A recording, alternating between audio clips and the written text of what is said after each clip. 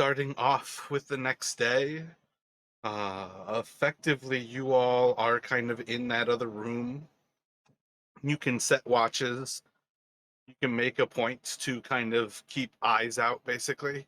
But in the long run, you basically have Valine's tiny hut blocking the exit to the little ice area where you all are. I think it's Jarek, not Brennick, who's kind of claustrophobic, but I do feel like anybody would certainly start to feel claustrophobic in this room over 8 hours. You're looking at like, you know, 40 or so square feet along the ground, probably like 15 to 30 feet at any given point, like in this like crack in the ice. There's not a whole lot of space when you start to think about there's a impenetrable wall of force keeping you from leaving this room. That it would certainly be an interesting experience for anyone, no matter how much you are in touch with your sanity. I feel like there's levels of that starting to mess with you. You guys are also in there with the corpses of approximately 12 Netherese wizards. Um, in the long run, we're just going to fast forward through and pick up with that next day.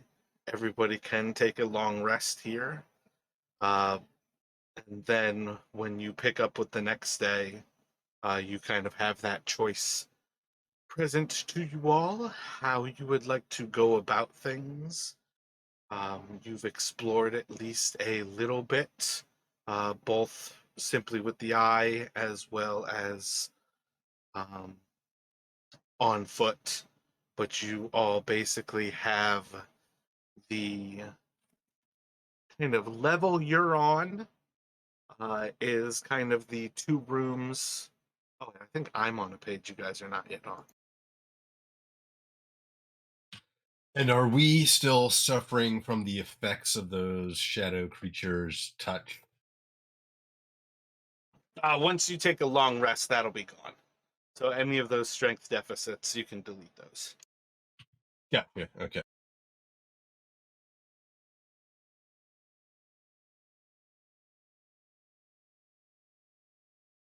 It's a lot harder to make shadows be a very like effective thing for a day of adventuring when you're already on the tail end of it. But then again, they're also a lot less of a problem if you're at the start of a day of adventuring. You guys expended a lot of fireballs before you got to them to basically not have a fireball to be a simple solution.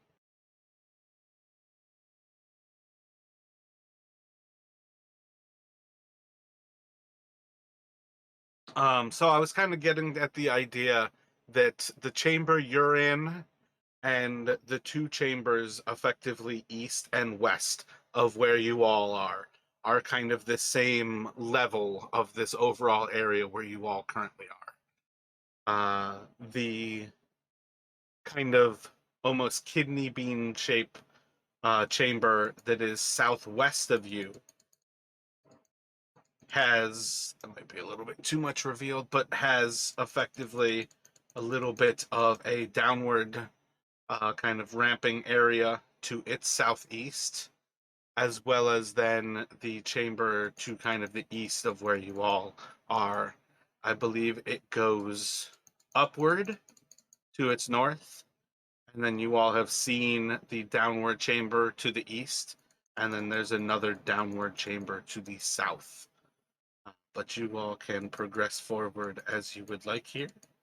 The chamber to the east is where the eye came in contact with the kobolds that seemed to be ravenous, uh, uh, starving, and more or less pretty animalistic.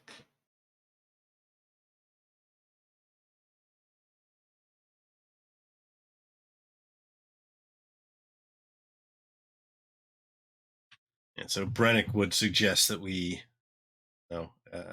perhaps try and avoid them for now. There are perhaps other places we can take our exploring. Don't seem like the kind of things you can talk to. Must be who knows when they had their last meal.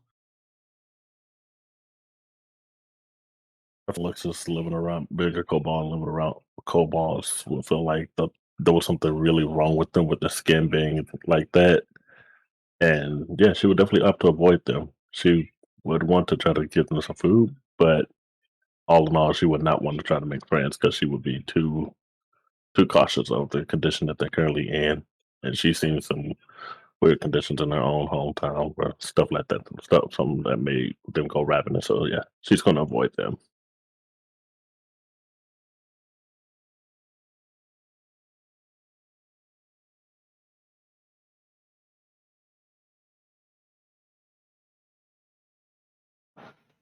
So you all had seen with the eye that there was inside of that room with the kobolds a part of the tunnel that kind of went north, northwest, and upward. You have a pretty solid sense that these two are likely to lead vaguely to the same place. To be somewhat, you kind of have that like with like what you have ahead of you. I believe this chamber seems to be just kind of a tunnel, another tunnel downward, and then again, technically, this one goes upward. Um, but you have a sense that perhaps these two kind of lead to the same place. Again, you're really exploring, so you have more or less one place. I should do this in another color. You kind of have more or less like one, two, or going back as a third option from where you all currently are, without theoretically going like straight towards the kobolds in some way, if that makes sense to you.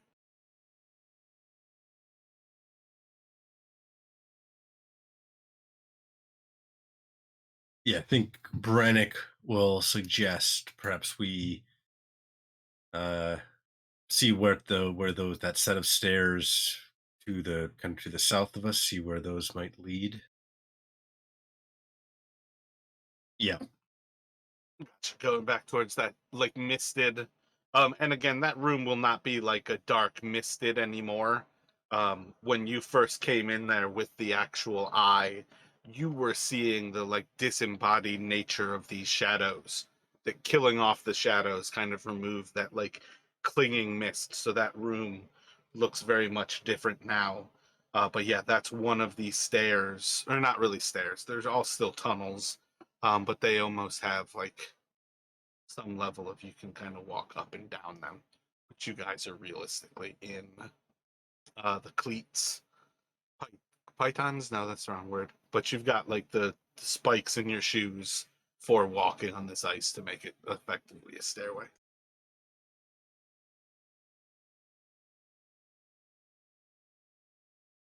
So Valine has light. Same idea. She can cast it on one of you. Somebody can light a torch if you want to have multiple sources.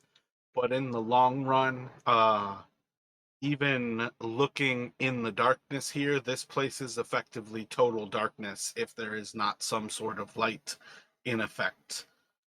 Does anybody have any decision who would carry the lights, who would lead kind of this next level of exploration?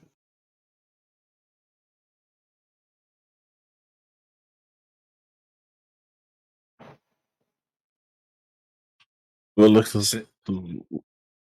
Oh, go ahead, Rashad. Sorry. I was gonna say, if Alexis probably wouldn't mind carrying the light, she would probably just follow behind whoever's in the lead.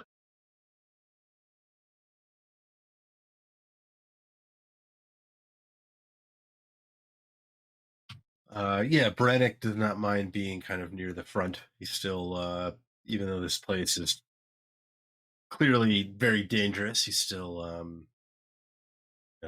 anxious to explore it.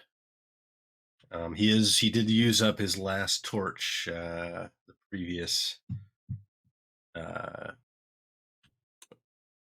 previous over the previous like adventuring days. I feel like Fen offered you a torch. Did you have like torches to spare, Fen? Where you gave him some extras, or did you just give him one that day? I had 4 and I gave him 1, so theoretically the party still has 3. Gotcha. Again, so if you guys want multiple sources of light, Valine is one of them. A torch is certainly a second. Do you have light, Velixis, or are you simply open carrying it?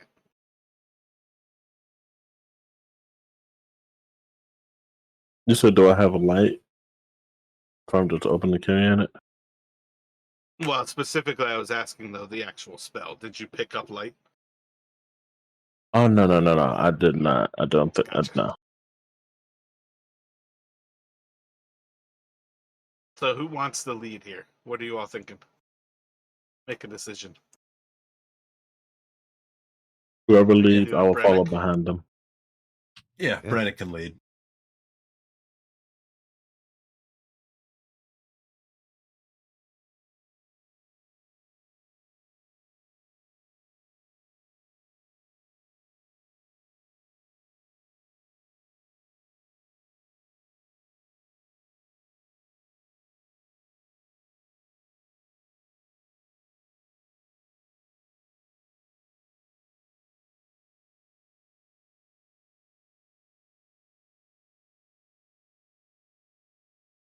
All right, so kind of walking into that next area is going to be almost like less that there's like a tunnel that's leading down to it, then like kind of this expansion where there's almost like a sort of like dropout of this floor before you. So the ceiling is going to maintain kind of a very similar height as it's about like 10, 15 feet above your head. The floor is going to drop about 10 or 15 feet to kind of open up in this like pie shape, where by the time you get to the lower end of the ceiling, you're in kind of like a large dome that's about 20 or 30 feet high above you. And I need, I believe, everybody to roll a D100. But if you give me 1 second, I'll actually know for sure. Brennick, did you roll your portent dice? Oh no, thank you for reminding me. Yeah.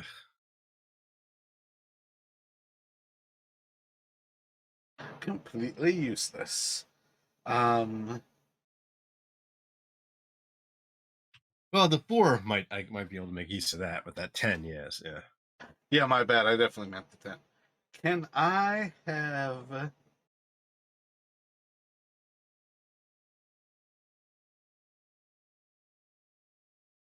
D20 from, I think, Brennick?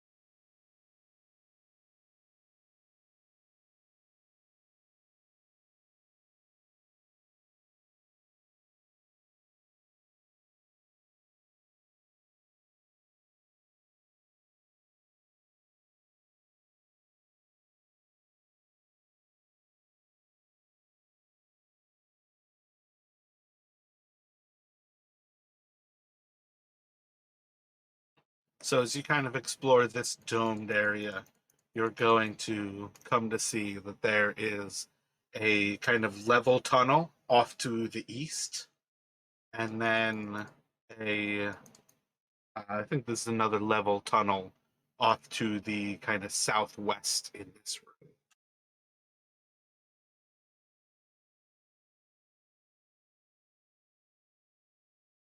So Brennick will turn towards Fen and Velixis. Any thoughts, east or south?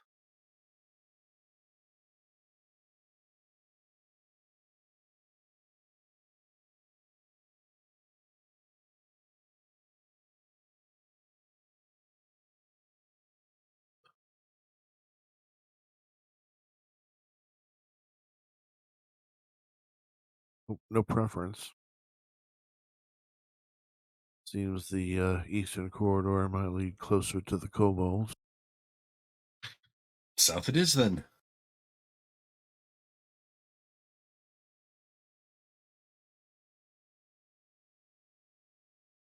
And yeah, Brannick will start moving through towards the south tunnel.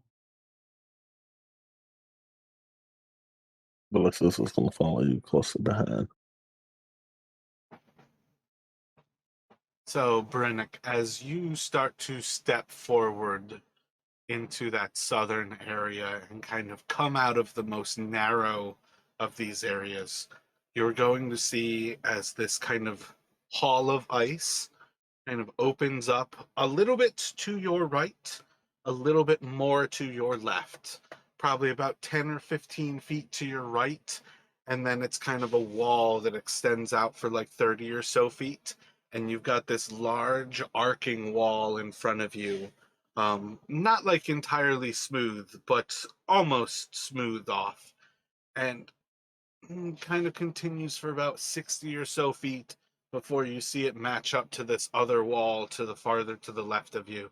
So the room is almost 1/3 on your right side, and almost 2/3 of it is on your left. And as you're kind of walking in and just seeing this square, like iced hall, doesn't appear to have any immediate exit points. You are going to hear whispered into your ear a language that you don't understand. It's smooth, flowing, in a sense, calming. The language is calming and sweet and beautiful. The voice is horrific. The voice is malevolent. And the voice is troubling.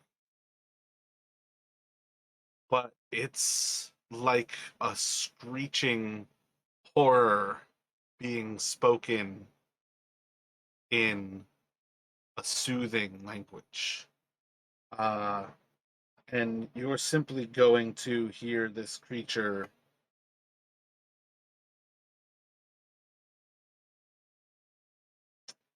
I think it's gonna kind of whispering these sounds to you. It's gonna go over maybe about 20 or 30 seconds that you just hear this voice. This is kind of on the threshold of this room. Do you have any thoughts as you start to hear this voice for the first moment? And then again, it's going to kind of continue on for about 30 seconds, depending on what you do here. Yeah, I think Brannick is definitely kind of he's taken aback, especially by the discordance between the words and the voice. He's you'd say this is kind of as he's getting to hear about, like stepping Yeah, in. pretty much. Kind of like crossing the threshold. Like I look at that tunnel as almost starting to again get to like a claustrophobic level. You can still see beyond it, your light scattering past, but like there's definitely a certain level of you're starting to like you're not crawling through squeezing, but there's a certain level of like you're touching ice on all sides of you. Yeah, and he's not seeing anything, just hearing the voice. Um, I think he's like kind of like glancing or looking around the room. Look kind of like I think actually what he would do at that point is kind of try to cast out with his mind and cast detect thought to try to get a sense of what this thing is that's whispering in his ear, like or like even where it might be.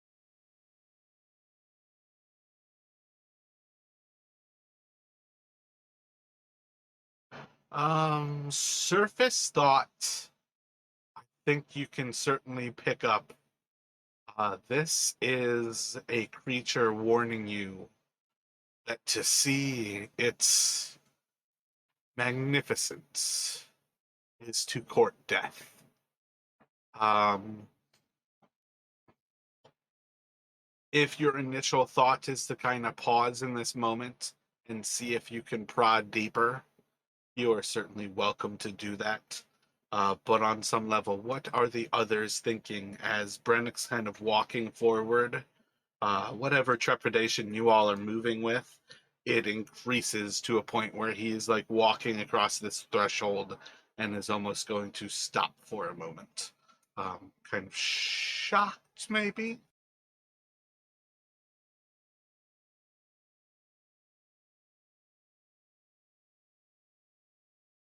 Relentless calls out, Brannick. Brannick, what's wrong? Did you see something weird?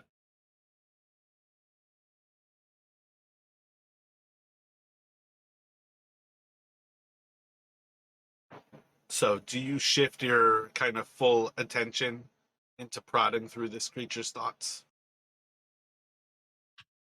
Oh, sorry, I was waiting to see if Ben had something, but yeah, I think Brannick is going to hearing kind of sense, getting that first sense. He's actually going to close his eyes, but then I think he is going to, yes, try and probe deeper. It's almost like he doesn't hear Felixis.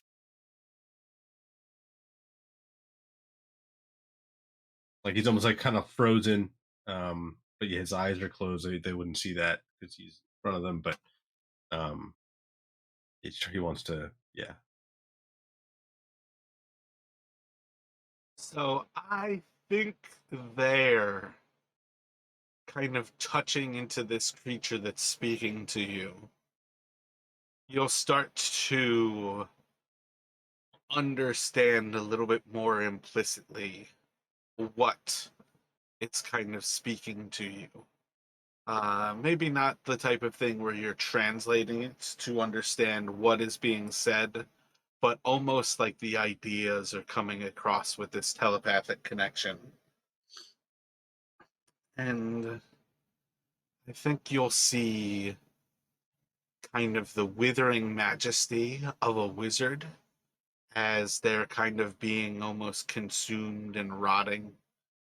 You'll see as this entity starts to almost fight itself, and you see what seems to be either a way of this creature fighting itself, kind of shown as battling other wizards outwardly, or that this person is actively killing other wizards. But you almost will kind of see this. Um, and then you're going to see as its attention almost turns to you, and your vision is going to kind of turn towards like a flashback of your entire life where it starts to focus its attention on you, and your existence is pulled back to Yithrin. And at first you'll see flashes of your life, but within a moment of this happening, in the infinitesimal small amount of time, you're going to start to see humans that you don't recognize until you have to come to terms with this creature is actually looking back into your genetic history and seeing the lives of those who came before you. And you are finding your connection to the time when this was. Um, for what it's worth, it's going to be so alien to you. I don't think there's any reason for you to recognize yourself as anything than simply kind of like having this history uh, across like the Sword Coast kind of thing. I don't think it'll be clear where or who your sires were, but that's where its mind kind of goes to show these kind of three different big images.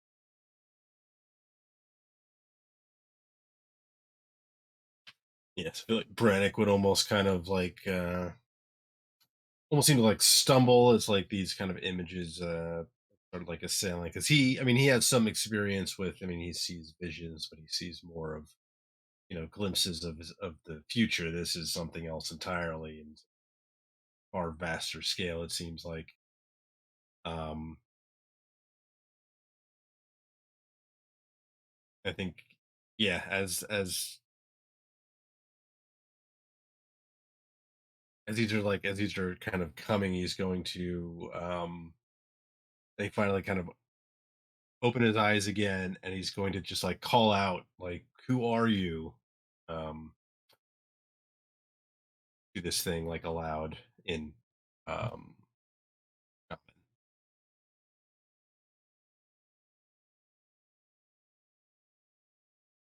Are either Fen or Felixis doing anything as Brennick kind of switches to like yelling aloud? And then is that also Brennick? Are you still trying to push that connection? Yeah, I guess he'll try to maintain that connection even as he's asking the questions. Yeah, who you're calling out, like, who are you? I don't know if you want like to make a roll to see if you can maintain with all these things, other things happening. When he calls out, when you call out, "Who are you?" Melissa's kind of thinking that you're speaking to us. She tells you, I'm your friend. We're your friends. We've been traveling together for a while. Is everything all right?" Because now she's having flashbacks to like when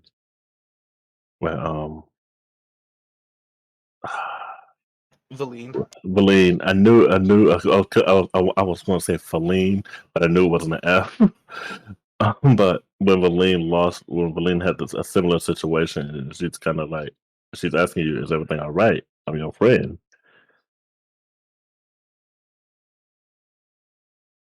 And I think Fen will move into a defensive stance, withdrawing the sword, but recognizing that Brannick is dealing with something on a sorceress nature.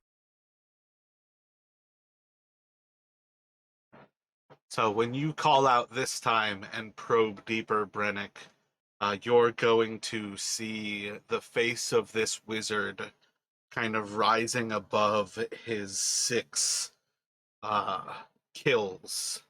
And you're going to see as he kind of stands tall over the corpses of these wizards, and as his face rots away into a skeletal remain of something that was great, you're going to see quite how horrific it is, where the voice in your head kind of delves deeper, and you're just going to kind of hear. Again, this is more in kind of like a picture thought program of "you're no use to Drekareth now." And with that, your brain is going to process that the face that you are seeing is no longer in your head. This creature is directly in front of you, and I need you to roll for initiative.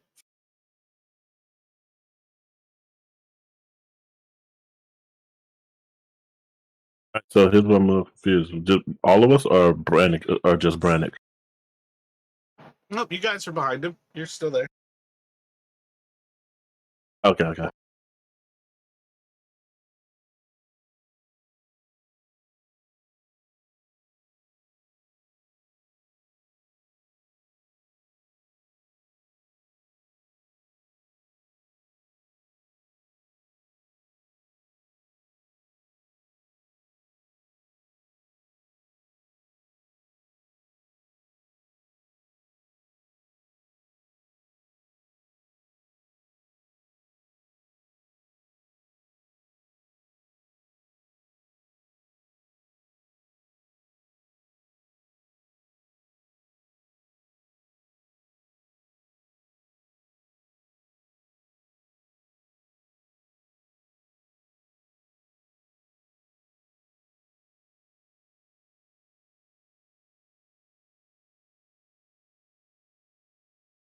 All right, then you're watching as Brennick's like yelling out to something that has clearly pulled his attention into a place where you cannot see.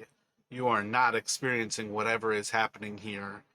And as whatever this delirium is like happening to Brennick, you're starting to recognize there is imminent danger, and you're watching as something starts to form in front of him. Some kind of ethereal like creature. It has a sense of physicality directly in front of Brennick, but is kind of back in lines with a few things you guys have now encountered. That is very clearly also not entirely a physical being. What would you like to do? And basically, Brannick's bottle jam the entrance. For what it's worth, it is walking into difficult terrain to kind of pass that area. I don't think there is any reason that Fen cannot get past them and into the room. It's simply a question of, yeah, Brennick kind of had a choice to move further in when something started to happen or to move backwards. He held that position. So, yeah, it is going to, on some level, take part in that bottleneck. Okay, then I'm going to consider that difficult terrain.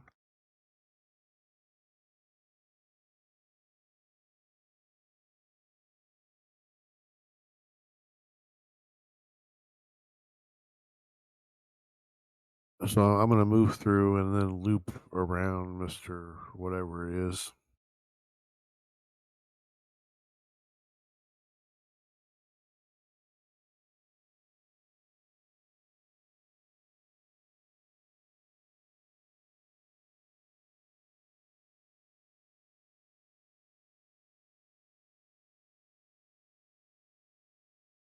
And I will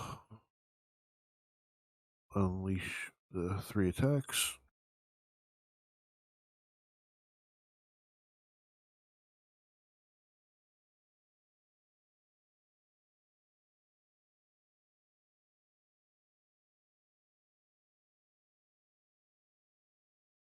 Solid strike with your sword. You can kind of see as it's like moving through this mist that you're like almost creating a wave behind it where like the flesh is not responding to the sword, but the sword is creating a wake that's kind of cutting through the flesh.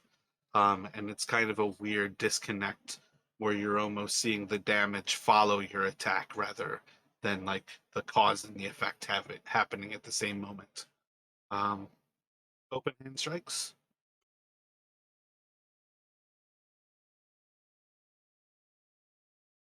And any bonus action right now, that's 2 hits right now. Both solid, cutting through, and then kind of again punching through, and you're seeing like almost like the flesh kind of like having this connection behind where your fist is flying. Then I'm going to spend 1 key and flurry of blows for 2 more unarmed strikes.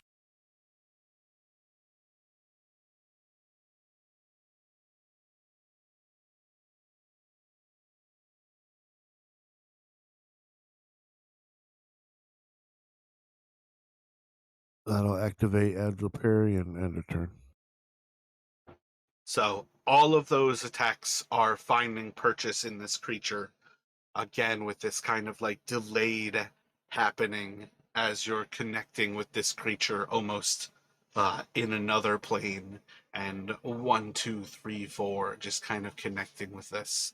And we will go to it to respond here.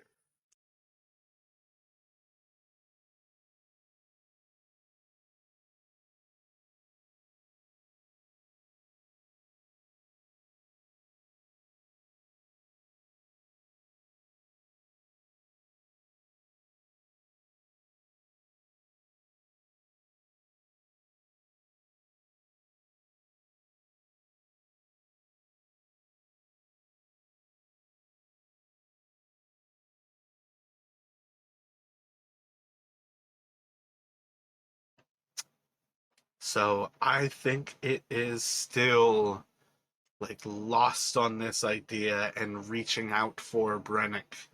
And it is going to try to connect to you as it reaches out and it's starting to focus on your attention. And you're going to see as like this horrific visage starts to open up, and just an abyss of darkness kind of focuses into its mouth, and it is going to reach out and try to pull Brennick forward. 12 to hit, it is going to miss you. And I think we'll have it go to Brennick. So Brannick, kind of as he's kind of opens his eyes, sees this thing. As his own eyes grow wide, even as like Fenn is charging in, coming at it. Brannick is going to um, throw out a hand. He's going to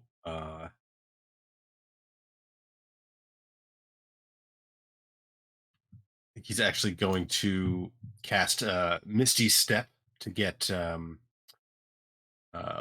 of away from it, just like instinctively.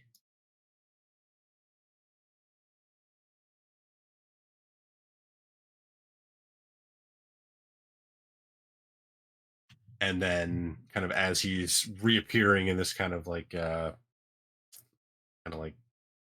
misty form, as he kind of coalesces again back behind the thing, he's just going to throw out his other hand and launch a firebolt.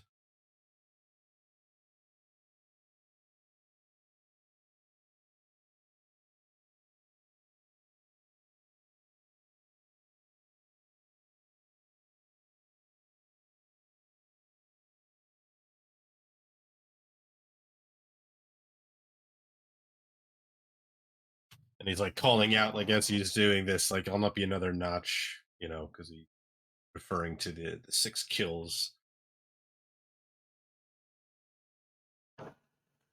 You are going to see as the bolt of fire uh, kind of like flows into and through this creature. It's going to smash into the ground or into the ice behind it. But you'll see like the bruised points on its flesh where Fen is coming in contact with this creature. They're almost like singeing as if they're being burned. And it's going to show signs of being burned, despite, from any visual perspective, this firebolt flew directly through this creature. If there's anything else from you, you are welcome to it. Otherwise, it's going to go to Velixis. And I didn't roll for Valine.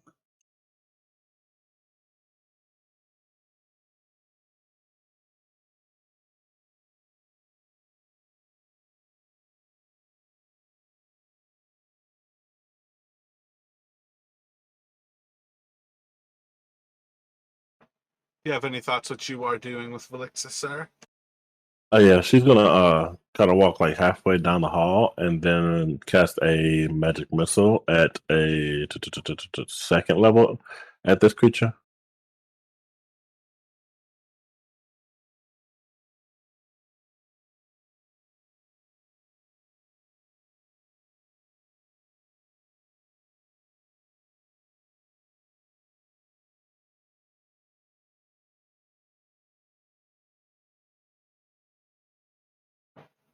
What can you or can't you roll right now? If you're doing second level magic missile, you can roll 4d4. You've got control of it. That's awesome. Do 3 more of those.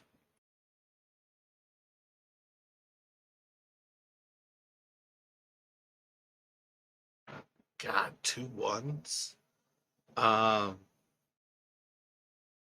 So 6, 7, 11 damage.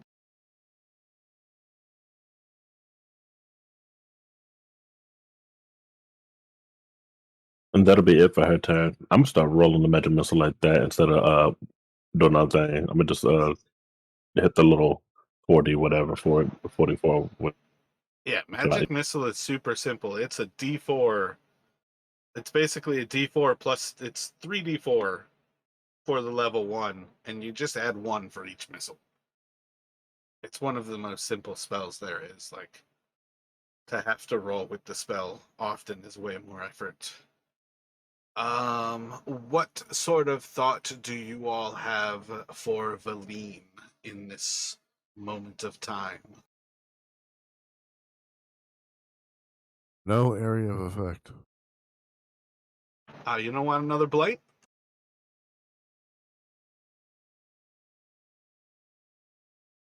I mean, that didn't work so well against the last shadowy things, so this also seems somewhat incorporeal. Well, with that recognition, also chill touch is necrotic as well. So if you guys are dealing with the dead, there is a certain lack for a necromancer's spells being terribly effective. I don't know offhand. Ray of Sickness, but I feel like that is still necrotic, but it might be poison.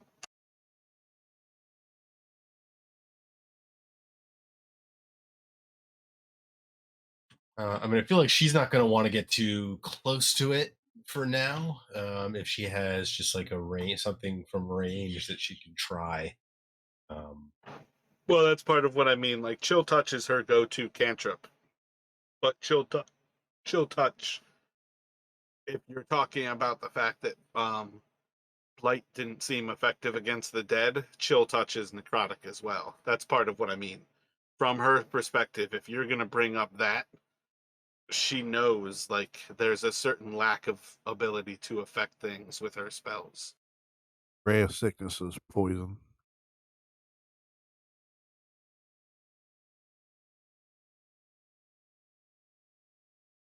yeah, So I we was trying should try to that. put it in the thing.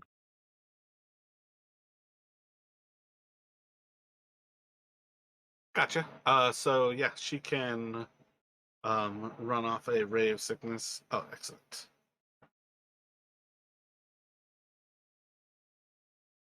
I think that is sufficient to get a solid hit.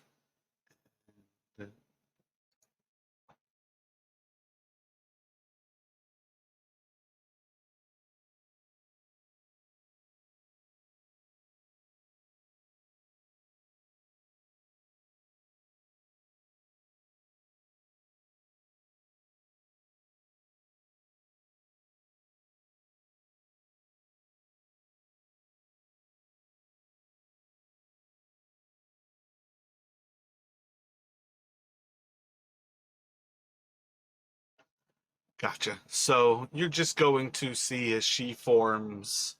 This will almost be like a globule of magic kind of floating in front of her wand as she starts to manipulate the weave. It's just going to shoot forward in a moment and almost like splash across this creature as you start to see it kind of spreads across like this ethereal flesh before passing through it. It's going to just kind of splat against the background ice, just in kind of this like viscous, um, like a booger, but really dark and black and green. But she will attempt to assist. It's going to go back around to Fen. What sort of thought do you have here, Fen?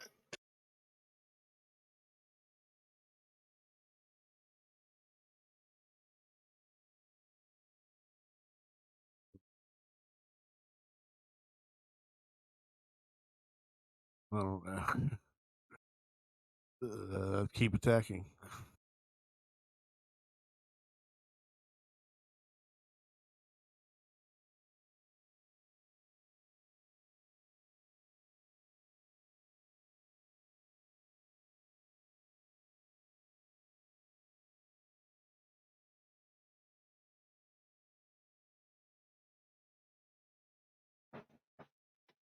Gotcha. One, two, three more hits with a flurry of blows coming through. As you're striking into the creature, with these next few hits, you're going to feel as its connection to the weave, to what you understand as key, kind of reduces more and more.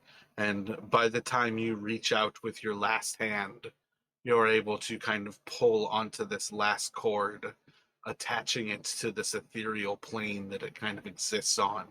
And with just like a flick of your fingers, kind of like snapping a spine, you're just going to turn the lights off on this creature, and it's just going to crumble to the ground.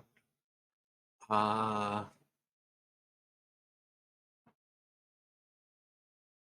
don't think anything is going to physically fall.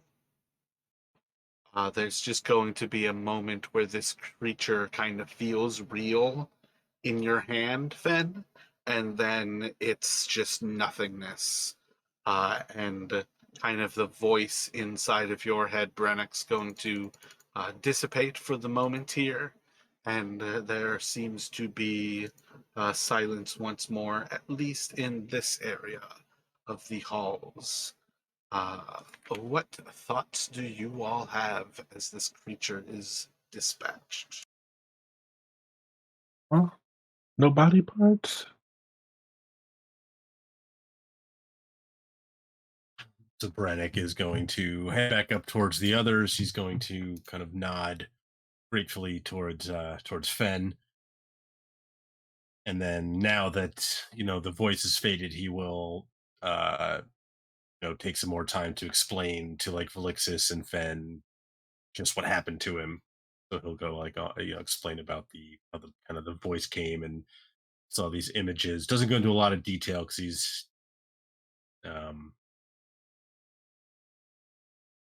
kind of hazy to him a little bit, but uh, like he'll mention like it seemed to call itself Drekarath. Uh, and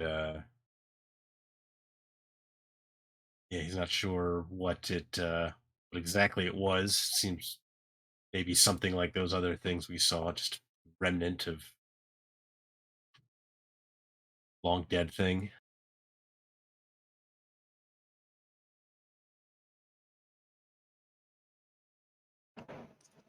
Think with you sharing the name that you heard, they can at least recognize the kind of elvish cognates to it, and effectively recognize that this is probably a Netheral name. In that, again, the Netheral is a language mostly created from knowledge of elvish spell magic. So a lot of what they know is based on elvish. Their language was effectively based on elvish.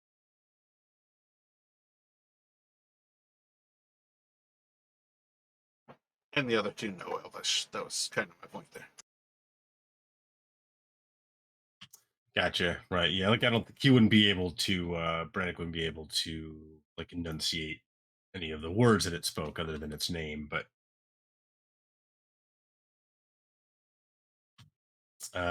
yeah. So, but he would suggest like now that the thing seems to be been dispatched, perhaps we just search through this chamber. Assume something was keeping it in here, or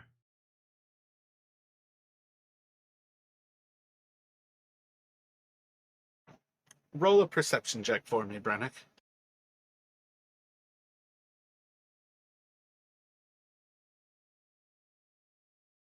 So, moving around this area, this chamber seems almost entirely empty. It would have been pretty easy to move past and beyond. What you will eventually see is uh, at least the signs of another chamber kind of frozen off to the northwest. If you all have the intention to, you could potentially break into that chamber simply by attempting to melt the ice, attempting to like batch through the ice, But basically, you guys could move your physical and or magical prowess towards trying to get through to what seems to be kind of a cavity to the northwestern of this chamber.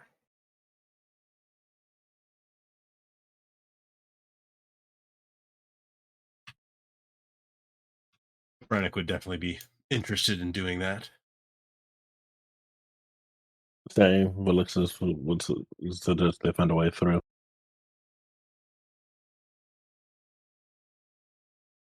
We can always just throw fire bolts at it until it melts a hole through. I mean, it is just ice and snow. If you would like to sling fire bolts, the two of you could make a spell attack at it.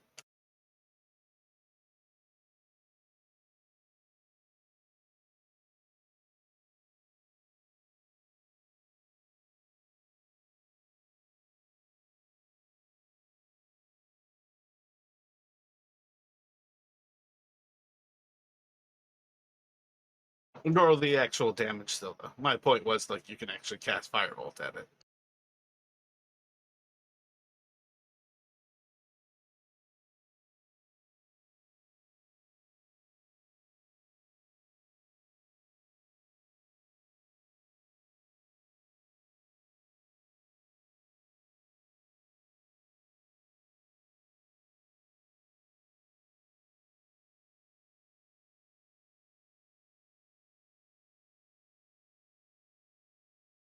So it takes you all a few moments, a couple of well-placed blasts with your firebolts, and you can kind of shatter through this kind of wall that forms between, and you kind of make way to a room that's probably about 5 or so feet long, kind of extending off in this northern direction, kind of shrinking to a shorter and shorter ceiling, like 12 or so feet.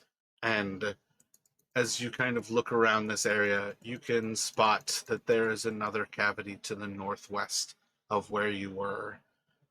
Effectively, kind of same idea. If you guys start to shatter through using fire, you are eventually able to melt your way to a point where you can see a corpse and 6 spell books, all bound in leather, sitting on kind of like ritualistically around this corpse.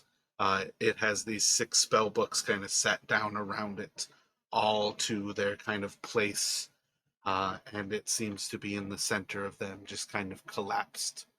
Staff remains that is a kind of cold, icy black material, about 5 or so feet tall. And I think the corpse as well is wearing kind of these magnificent, like, pauldrons across its shoulders that are not like hindering, but they are definitely um, extravagant. They still remain quite beautiful. They don't seem to have like any ice clinging to them, and more or less seem to be a pretty like new looking kind of like silk embroidered with like golden thread across these pieces. But you guys can step forward towards them. What else would you like to do as you see this corpse, these books, and these items? Felix would cut in as okay, so this definitely looks valuable. Do you mind if I check out the staff and the clothing on this guy, and you can check out the spell books? Well, this would definitely seem to be Drekarath trophies. You know, I mean, Brannick will say, gesturing to the 6 spell books. I would suggest we proceed cautiously. Imagine might be some magical traps or some other protections he's done. probably, but I mean, wouldn't be the first time we've taken a risk. And she slowly approaches. She kind of like sticks her hand through an area to kind of feel around just to see if she activates any kind of trap. And if she doesn't, she proceeds to slowly walk over towards the body and begins to examine the clothing and the staff for any kind of magical features. Yeah, you can walk up to them. Nothing seems to trigger. You can touch the staff. You can touch the clothing. Nothing seems to happen.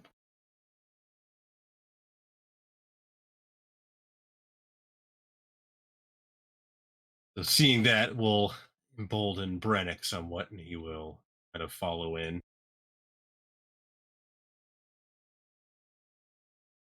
And yeah, he's going to kind of like kneeling down, take a look at um the spell book to the that kind of seems to be arranged like near the corpse's feet, southernmost one.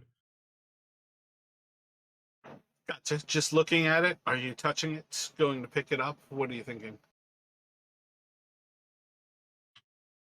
Uh just looking at it at first. I mean, he Brennick still is leery. Um but it would take him, he's going to suggest to the others that we take a bit of time. I just want to um see if there's a magic still lingering about. So he's going to suggest that if they don't mind, if we can wait, take 10 minutes, he should be able to detect hopefully any remaining magic that might alert them if there are indeed any traps on any of these things, possibly. I don't mind waiting 10 minutes. I do have that. I do have that ability already ready. If you would like me to go ahead and just throw it out there and use it, that way we can see immediately.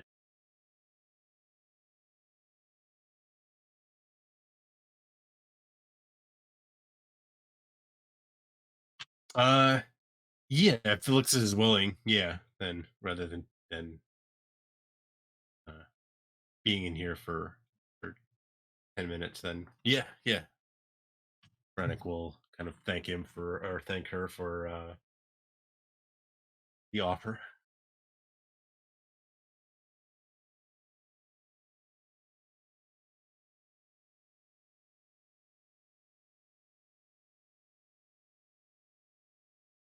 So she does cast it in the room to check for any leftover magic. She does cast detect magic.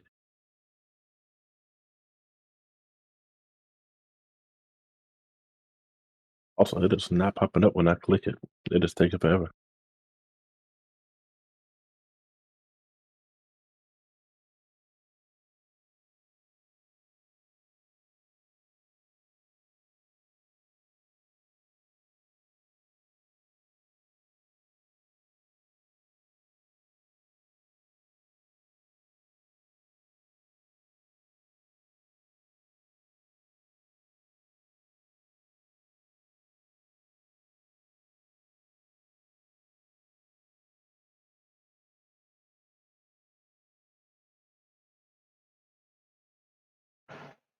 So, I'm not sure if anybody has cast detect magic since you found those potions.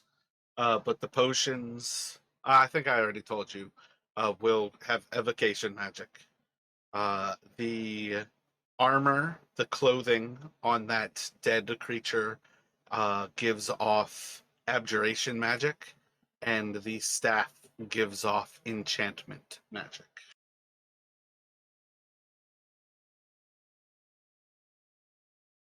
But other than the other items that may be on your persons, nothing here is magical. Nothing beyond those. Okay, I so feel it like does. Ben would glow. I think monks are definitely glowing.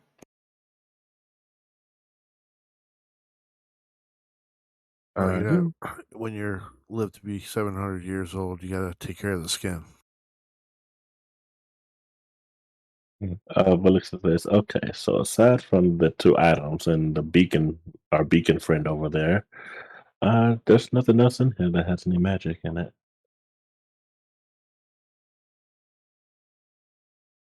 So, with hearing that from Velixis, Brennick will at that point actually will indeed reach down and go to pick up that spell book to start looking at it more closely. As you reach to touch it, the pages, the book itself, the leather, are all going to crumble at your first touch, and it's going to disintegrate in your hands. Ah, shit. Uh, that's not good. Please tell me you have a spell to stop stuff from like that from happening because I am frantically searching. Should have known these things have probably been here for who knows how many thousands of years. But it looks like definitely just had a panic attack at the sight of that book just crumbling to dust.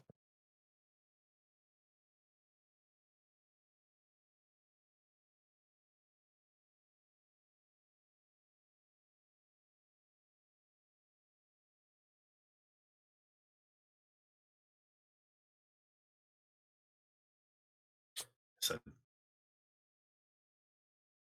yeah, Brennick looks frustrated, but he's like, I have nothing that can.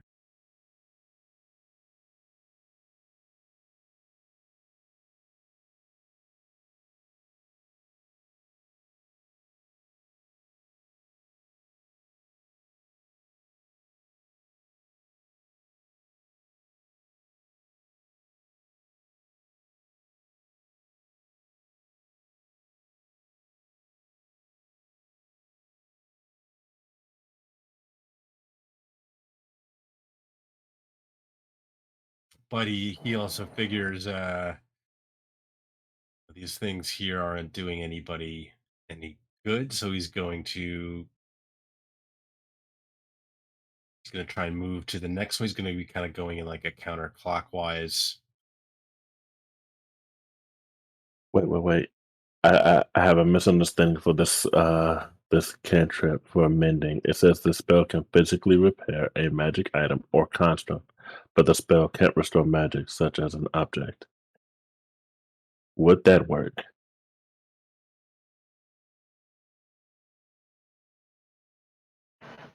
Mending's a cantrip for, like, if you're walking around and you tear your clothing, you can repair a thread.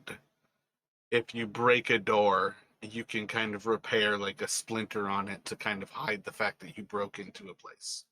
It is not a reconstruct a spell book. I guess I imagine if you had like an infinite amount of time, you could start going like mode of dust by mode of dust. But Dear God, nah. Casting time It's takes a minute. starts to fall into the idea, is the dust the spell book, or is the like ink that was written into it the spell book, and the ink isn't like a part of the page to be repaired. It is an artifact of the human who added it. And I feel like there's nothing aside from going back in time, like entire quests, like campaigns of time traveling kind of shit, that would ever allow you to pick up one of these books.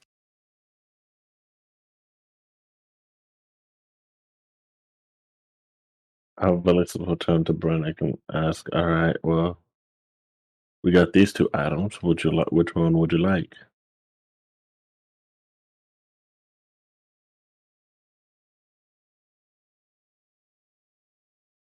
Brennick will go to look at the cloak a little more closely. He's gonna decide to leave the. He's thought better of it and going to just leave the spell books alone. Uh, can't imagine how he'd ever be able to recover them, and probably now that the chamber's been unsealed, the just the air will eventually destroy these things. But for now, he will turn his attention to the things that seem more intact and that are magical that Felixus had recognized.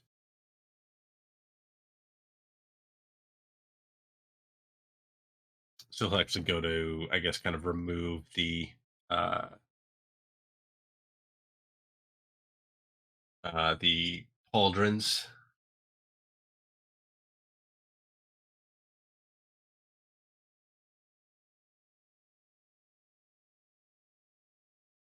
Gotcha. You can take a few moments to kind of like unlatch like a little like um uh I don't even know like what a symbol of the Netheril would be. Probably a symbol effectively of Mistral, back to that like four-pointed star that kind of sits across the chest, and kind of removing that latch, it moves over to the right a little bit, and you're able to unclasp the front of these and start to pull across. You're going to very much disturb this corpse to where eventually like a part of the skeleton is going to kind of like roll away, but you can remove the pauldrons from the body. As far as the staff goes, when Velixis goes to grab it, that you're simply going to kind of have to pry it from its hands, to where you will have a staff from it as well. In getting a little bit more intimate with these creatures, you all will find as well a cracked crystal ball. Um, yeah, and I think one leather-bound spell book that is inside of the creature's kind of like robes. And when you go to pick that one up, it like has a little bit of kind of like a spongy feel, but it's not entirely disintegrating in your hands. You can lift that book from the body.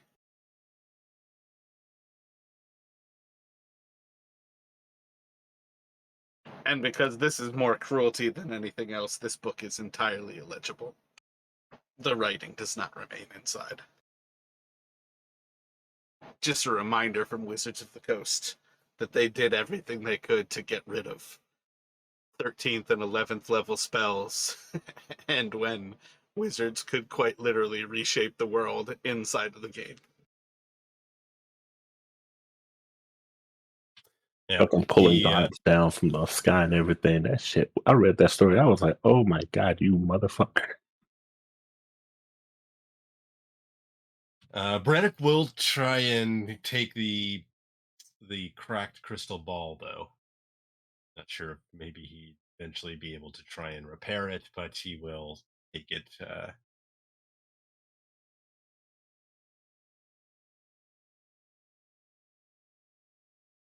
But if it's just a small crack, then how large is that crack? Because if it's just a small crack, then mending should be able to fix that. It's still a cantrip. You can fix the crack, but the crystal ball is not magical. You cannot fix a magical item with mending. It is a cantrip. It is not a powerful spell. It is a cantrip. Oh yeah. I know. I mean, I'm just talking Cantrips about are just meant fixing. for having fun role playing things that happen, not for solving problems. They are very tiny magical solutions. Oh yeah, I meant for just fixing the crack. I wasn't like trying to fix the whole thing. Definitely not. Just the crack, because it would suck to kind of drop that thing and it lands on the crack and just splits completely in half. That would suck.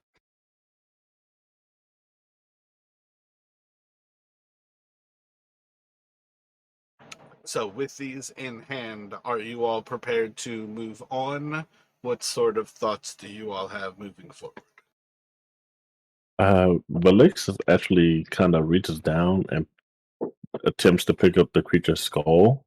And if it remains intact, what she's going to do is she's wrapping it in cloth, and she does explain to Brett, and well, shoot, and she explains, okay, so I know this is weird, But later on, there may be a spell that I can learn to bring this guy back for a short while. We might be able to get some answers out of him as to what was in those books. So, just got to keep his skull intact. And she kind of like gently wraps it up and sticks it to her side.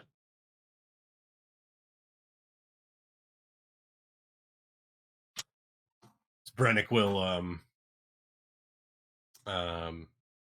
he'll nod and he'll thank her for fixing the crack. It's a nice curiosity, if nothing else. The crystal ball, it fits with his whole his whole deal as a divination wizard. I think Brannick is going to actually, he wants to try on the pauldrons that he took off of the corpse. Gotcha. You can most certainly put them on. Little more effectively like donning armor here. It's not actually wearing armor, but it takes a few minutes to do. So this kind of goes back to one of those moments where if the group hangs out and does nothing, there should be no problem with you wanting to do it. If people start to abandon you or horse around, those things can certainly happen. But effectively, over the next like 5 minutes, Brannick will be attempting to put these pauldrons on.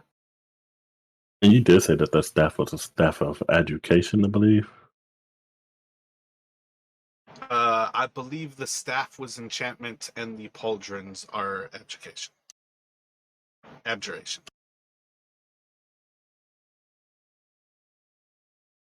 Yeah, that's what I have in my notes. It was the staff was giving me off enchantment, magic. Yeah.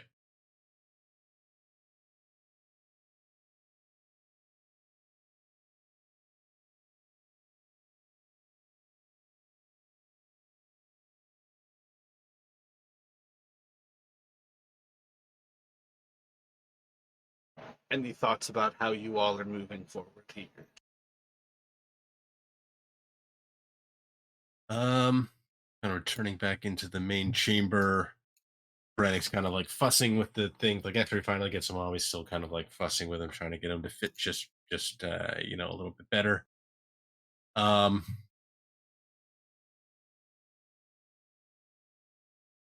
if he'll suggest we kind of return the way we had come, perhaps. Perhaps check out that other kind of tunnel that seemed to be leading off to the east. The other room.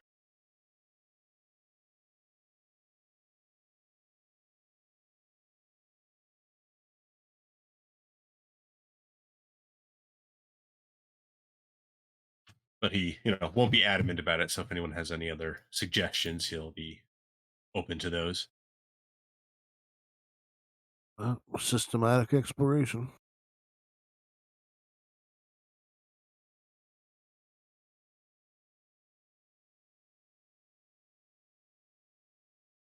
So this next area is predominantly kind of like a T in a hallway where you're heading vaguely east. And there will be kind of a little bit more of an opening in the corridor from kind of a claustrophobic rubbing shoulders to a little bit more room for activities, where you will eventually see that there is a corridor that leads up to the north and there's a corridor that leads down to the south. I think with each one, you can see a little bit into the area, and I think Fen and Velixis would be able to see at least to the north, kind of like a terminus in that little hall, into like a ramp that starts to lead up and out of view. You guys have a solid sense that that northern corridor leads back up towards where you all came from. And that to the south kind of leads off, and that one is going to open up into somewhere beyond the reach of the light. Um, Things are still open there's a bigger room down to the south than present to the north, where you can at least spot signs of like the other side of things.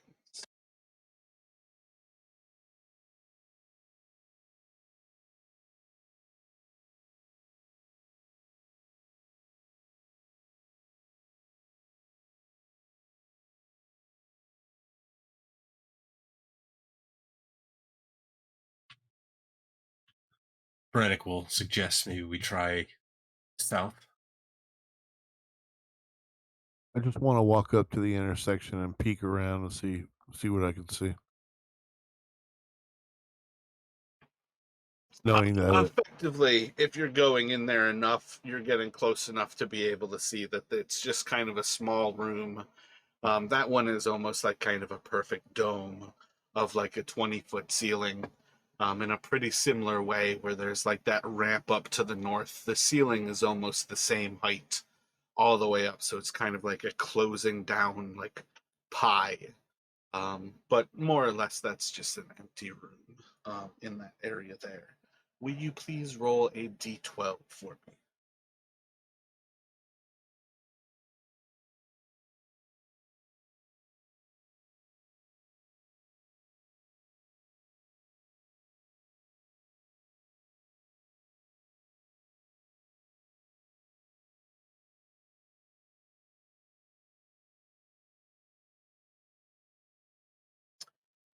When Fen kind of turns around from this room, everyone is going to see his face has rotted away.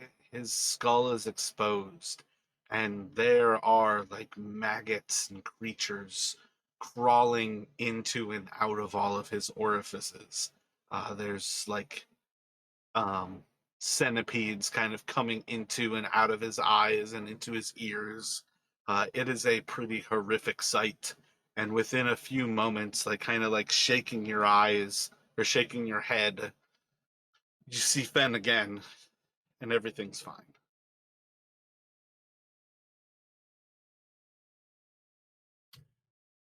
The Brannick's gonna turn towards Felixis, um, just kind of like almost like looking for like validation. Like, did you see the same thing I saw? And he's gonna like look back towards Fen again, and then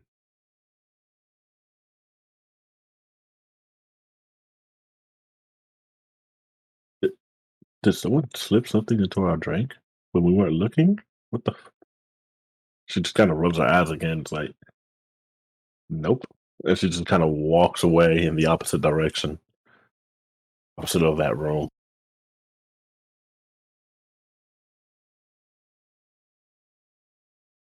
Brannick's gonna turn towards Feline. Like, do you see that? Not gonna go into doesn't he just says that he doesn't like explain like what he saw with Fen. I think she'll probably like just kind of placing a calming hand on your shoulder. Magic of the Netheril was truly powerful. We should not be so arrogant to assume that it does not last even now. Perhaps it is enough that it is gone.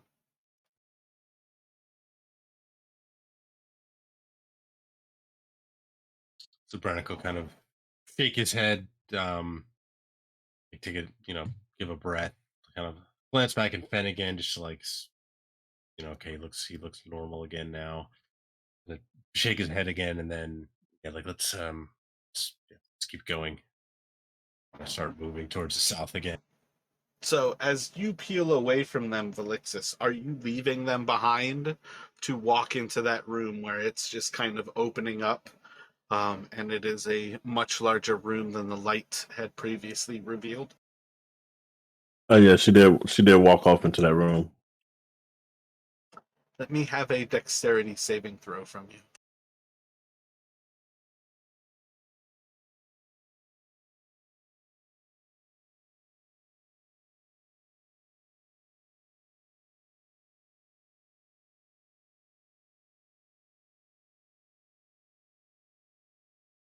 So when you walk around that corner without light, you are seeing some signs of where there are walls in this place.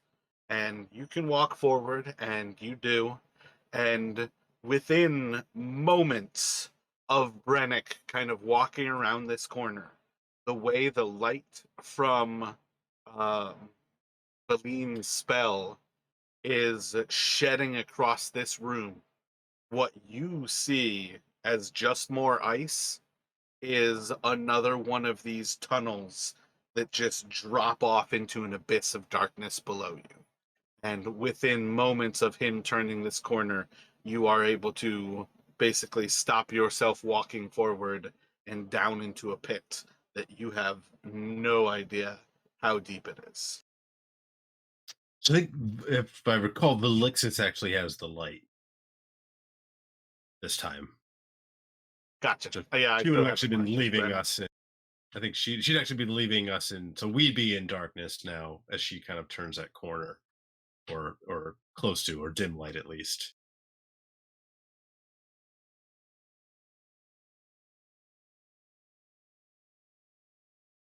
Yeah, Brannick is no longer has any light source on him. Sorry, I should have said something earlier. No, I always forget that you guys can't actually see when I put a light source on somebody, that it just shows up on my screens. But Brannick will move to kind of follow after Felixis after kind of, taking that time to kind of right himself after that weird thing he saw with Fen. He's almost kind of like watching Fen, like he doesn't mention anything to him, but he's almost like kind of like, almost watching to see like if Fen seems different or anything like that. But trying to do it surreptitiously.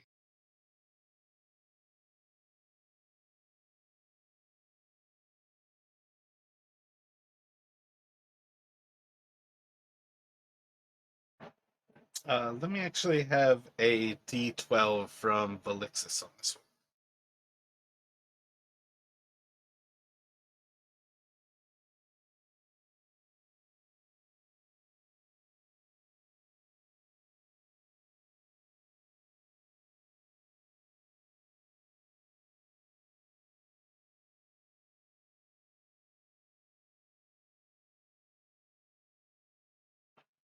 So, as you're kind of exploring this room, Velixis, you are going to start to hear whispers.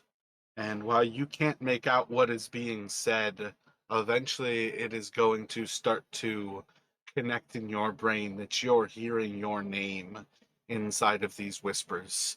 And you kind of look across this hall. There's the exit where you all came in to the north, there's an exit to the south, and then there's this hole in the base of this room.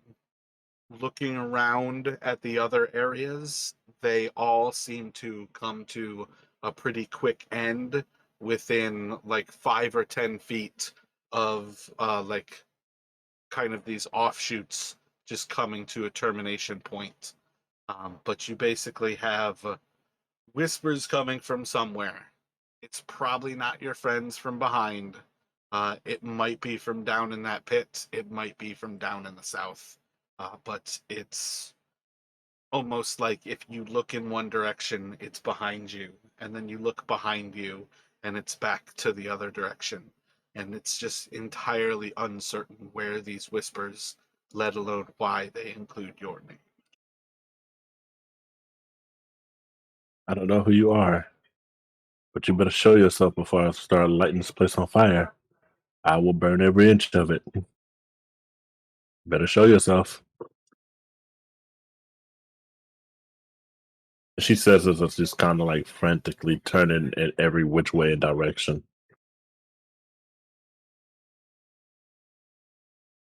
So Brannick will start kind of moving towards Felixis. It's like, what is it? What do you hear? Someone's calling my name.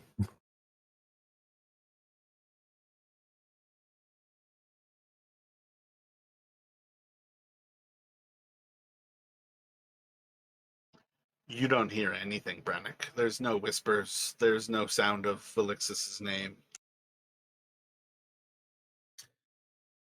Where is it coming from, Felixus?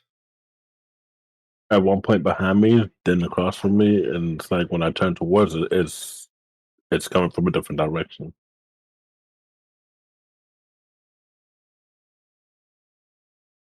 I can't, don't hear anything.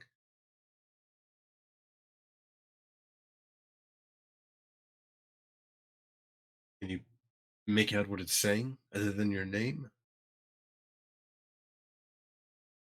Yeah. Or is it just saying my name?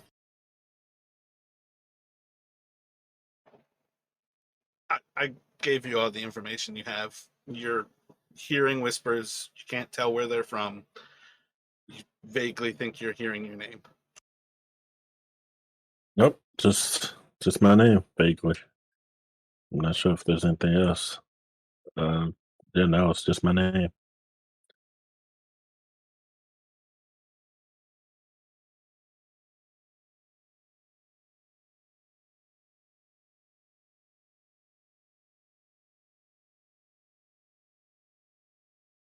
Ben's gonna walk up around the edge and try to give a listen to the south.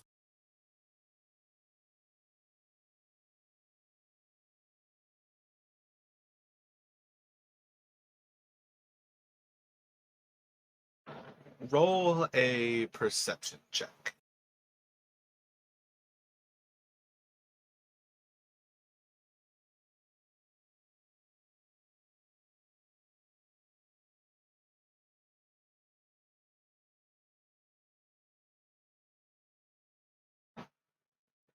As you move into the south and you kind of like take a moment to listen,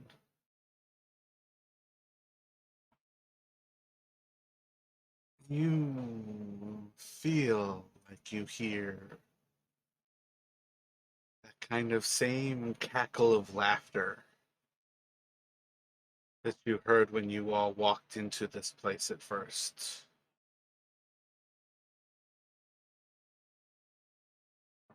And it feels weird because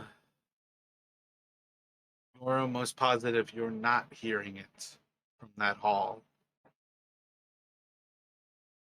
Just kind of like placing your hands to the ice. Kind of like feel the resignation, like the resignation? No, that's resonation? Resonate? I feel like resonation is not something you would normally say, but you can feel like the vibrations, the resonance, there we go, of this laughter. Almost as if the ice itself is laughing at you.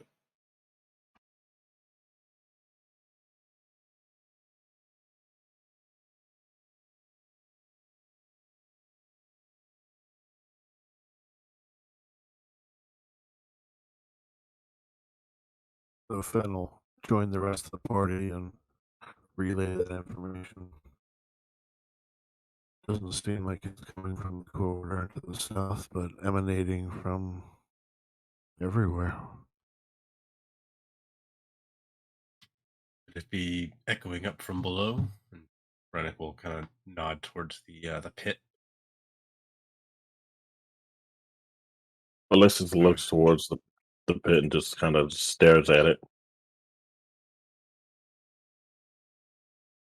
wasn't centralized, it was more widespread.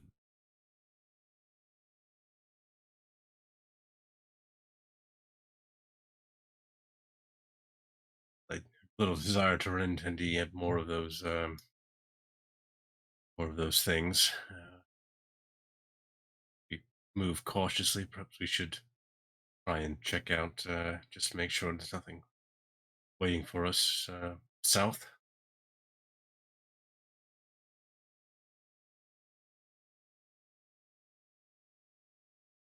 Agreed.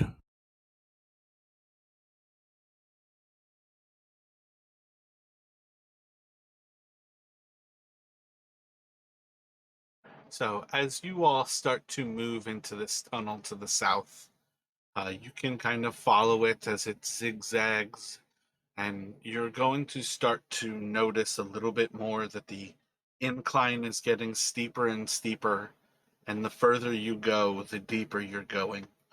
And you can feel a kind of sense of the cold deepening as you go. And over the next 10 minutes, 15 minutes, some indiscriminate amount of time, you're going to come to the terms with you've descended quite a ways. And you're much deeper than perhaps you ever really kind of recognized that you might go into this ice, and are still descending until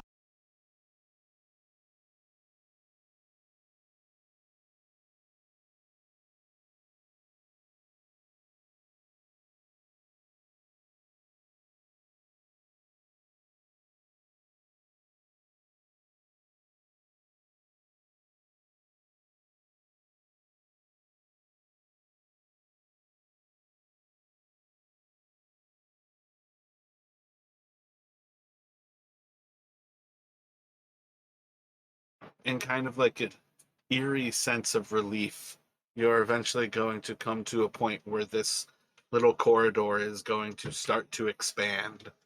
And at first, it doesn't necessarily feel real that it's going to finally get to wherever you might be going. But at some point, you are going to recognize that the corridor is now 5 feet wide. The corridor is now expanding to 10 and 20. And then it's actually open ahead of you. And perhaps on some level, you've kind of like gotten out of what would feel like for some time, like this never ending corridor of just descending deeper and deeper and deeper into this ice.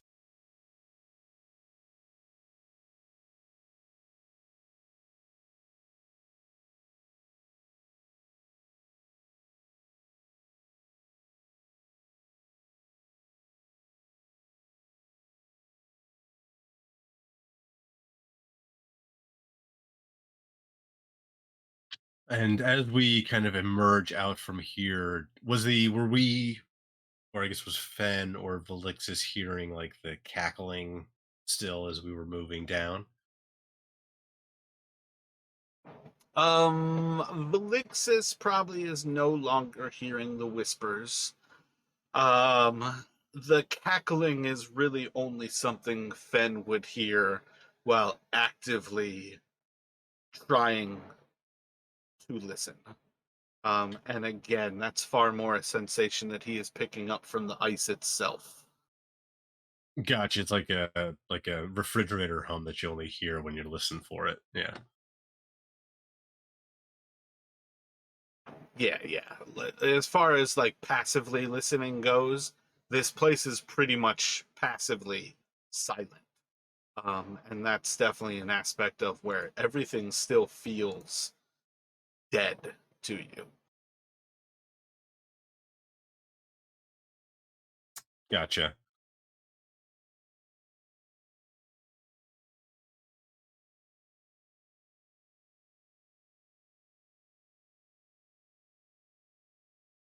Yeah, Brannick's almost kind of surprised to find himself back on level ground again. Uh, expecting that descent to go on quite so long. But he will, as the seems to kind of start to expand, he will start moving out into the open a bit, staying within the kind of the radius of the light given off by Valixis.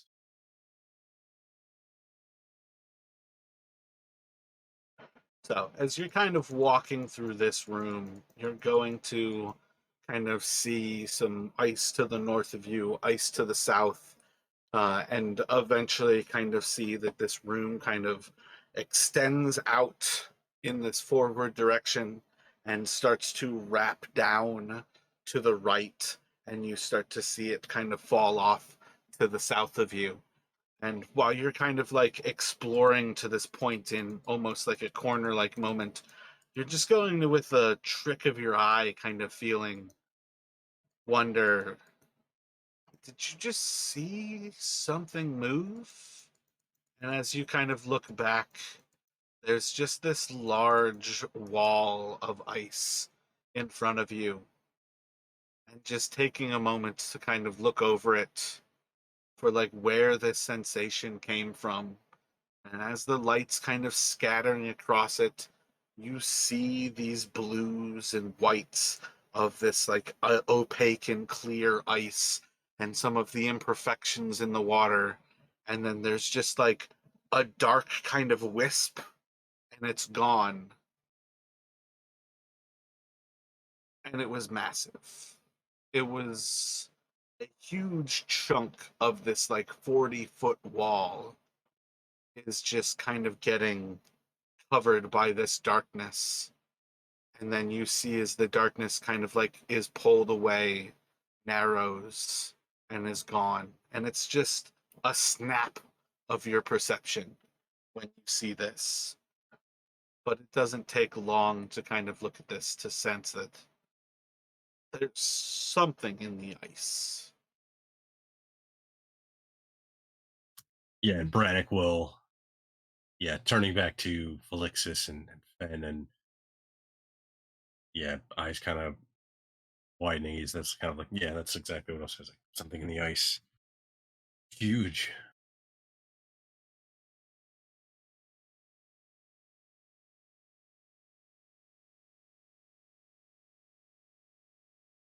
Well, this is kind of says, I'm gonna need more details than just that.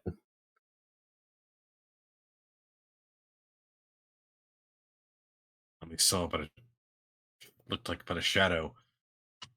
They know it was massive.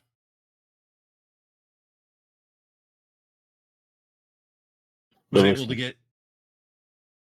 Sorry, go ahead. I was gonna say, Felicitas kind of walks past and kind of starts to shine a light a bit more around the surrounding area to see if she can spot anything.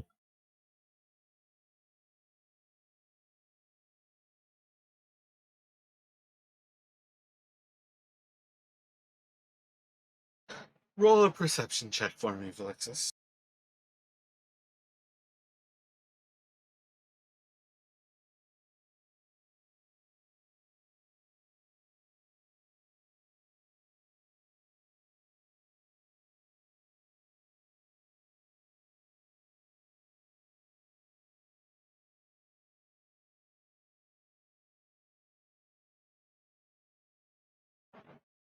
And I think with that, let me have everyone roll a wisdom saving throw, please.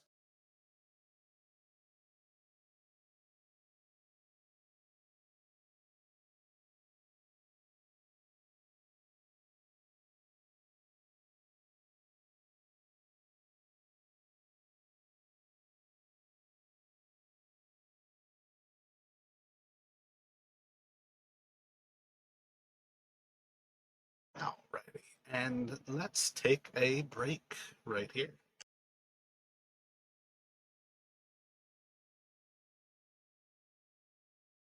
Sounds good.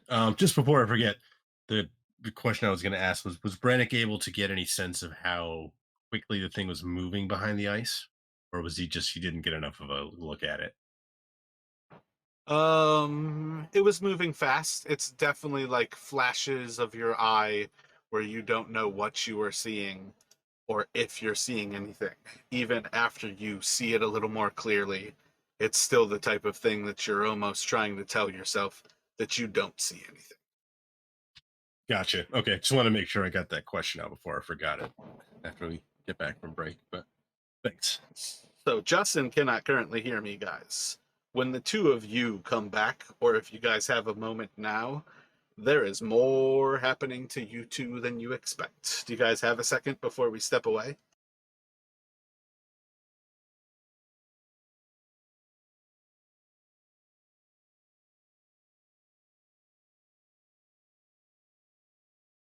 No, nothing.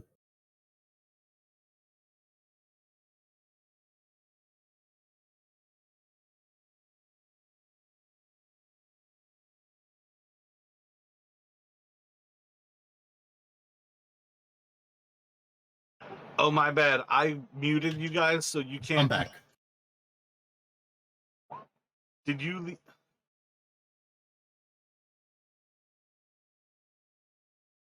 Were you the one that just left there, Justin? And then came I back? don't think so.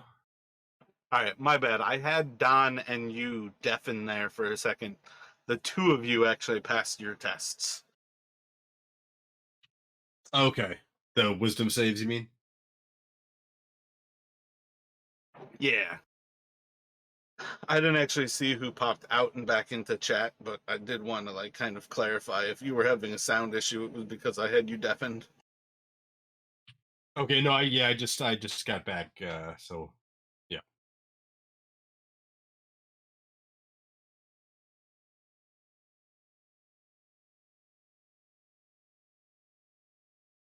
Gotcha, Rashad. I am gonna keep kind of setting something up here, and I'm gonna go back to deafening Brennick and Fen again, and speak directly to Velixis for a moment. Sure.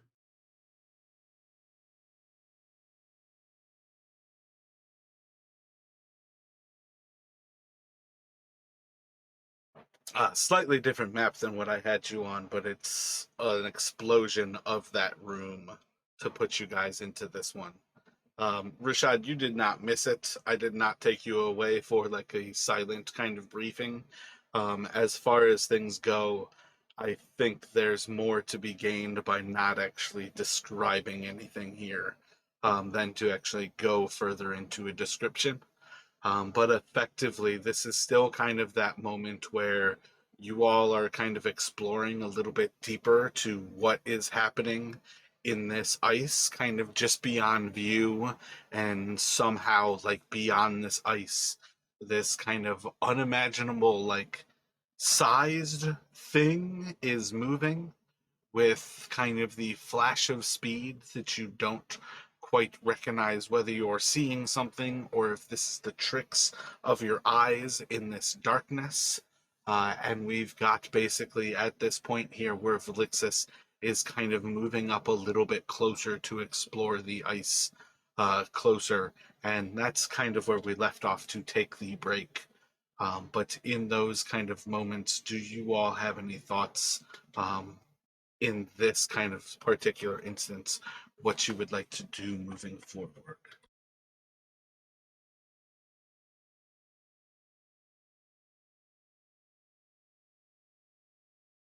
Uh, Brannick is just gonna kind of call to Velixis, like, be careful. But he doesn't want to get he wants to stay within the light that Velixis is letting off, but he's having seen kind of or guessing how big this thing is, he's doesn't want to get too close to the ice, almost as if like if he gets too close, it'll know he's there, kind of thing.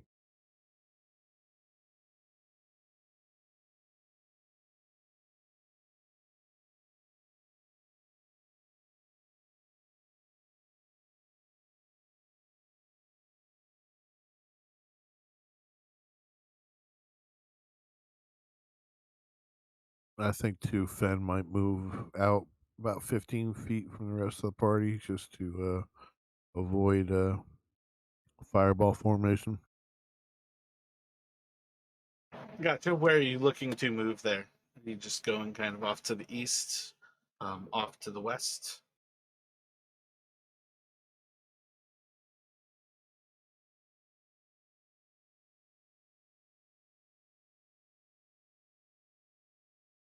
And Velixis, if you were to approach one of these kind of, again, for this map, it shows like the actual walkways that kind of walk across the ice a little bit closer to this ice wall. But I think this map is cooler for other reasons than what it's kind of set in. So if you kind of just assume this whole thing is still just ice, what sort of thoughts do you have as to approaching this thing?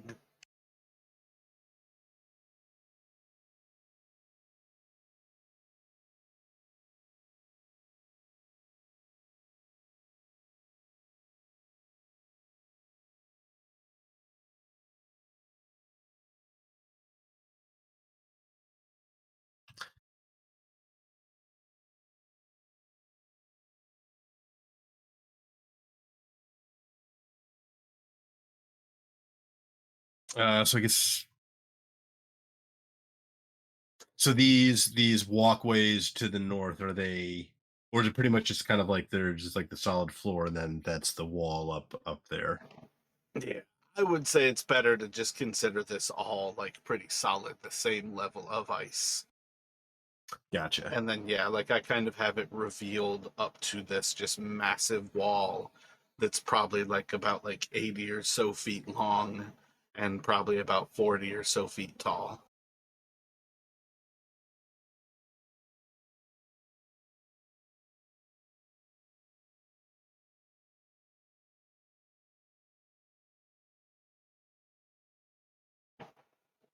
So, depending on what's going on with Rashad, if he took a little bit longer of a break or if he is having issues again, just assuming he kind of approaches a little bit closer to kind of get light on this wall, there's going to be a point where he kind of like gets close enough that you can see the light start to scatter across this clear blue ice. And you can see that there is a massive appendage that's kind of crossing this section of ice, and it goes from where the light's no longer scattering to through this light and beyond where it's no longer scattering once again. And it looks as if something huge is frozen in the ice. But after a moment, there's just going to be a loud rumble. You're going to see as there's again movement from within, and this time the floors are going to shake, and there's going to be cracking, and you start to hear the sound of the ice kind of scattering to the ground.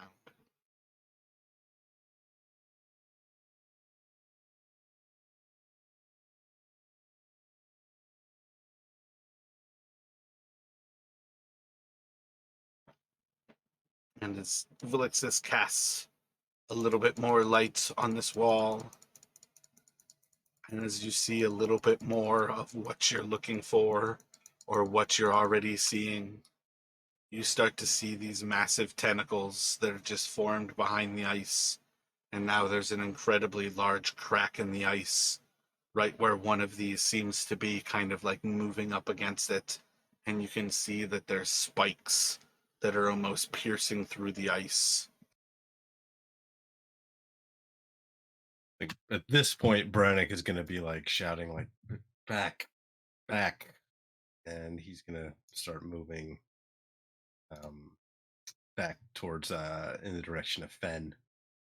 He wants to get this thing is he wants no part of this, so he's getting ready to run, or he's starting to move, trying to flee.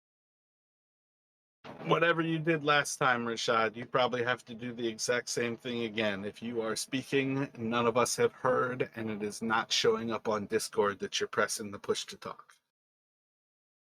What about now? Y'all able to hear There me? you go. Awesome. Okay, yeah. So what are you thinking? Brennick's kind of moving away from you. This creature seems to be moving on the opposite side of this ice. Yeah, Melissa's taking steps back as well. She's backing away.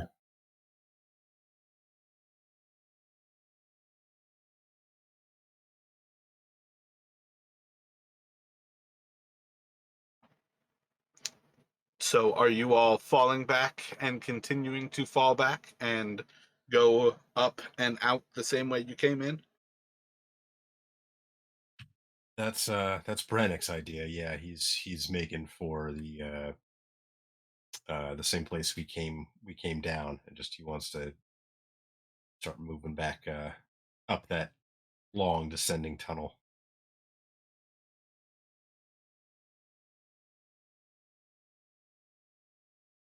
Sound good to the other two?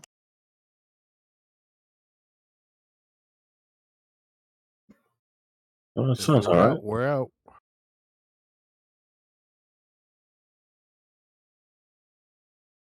So with a little bit of rumbles left behind you all, you can continue to uh, basically flee in the direction from which you came. and eventually we will have you, basically back those 15 or so minutes, finding yourselves back. I guess it's probably twice as long to go upward, but about hour later, finding yourselves back in the room with the hole into the ground, and you guys can decide where you would like to progress from here. Yeah, Brannick's like kind of leaning over, breathing hard after that kind of ascent, and he's like, "The abyss was that?"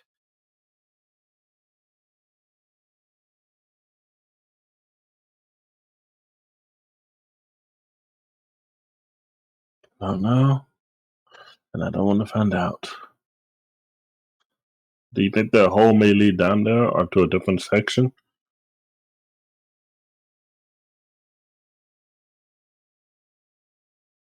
I don't want to. Not sure I'm brave enough to find out. We could ask Valine to try and send her. Valine, would you mind sending the owl down to discern where this thing might go? Do you have another of your stones that I might give to her?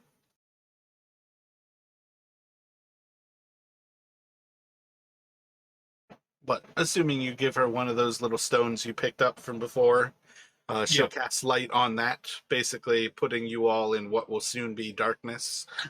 She'll hand the stone off to her owl. I'm not on her page that I know the owl's name offhand at present, but she will send her owl flying back down into this pit in a pretty similar method where she kind of sits with her back against the wall before she steps into its eyesight. And after this one takes a little bit less time, she'll be able to recognize that this is kind of flying back into the same area where the Remorazes are seemingly birthing. And she'll basically come up on another view of that mother and its slightly smaller children that are kind of bathing in these hot water baths, about like 50 or so feet beneath you all, I would say.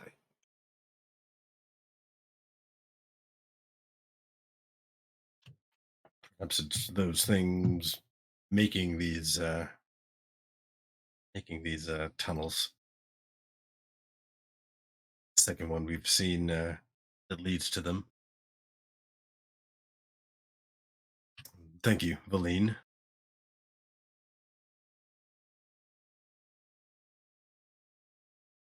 And this time she would bring the owl back much quicker.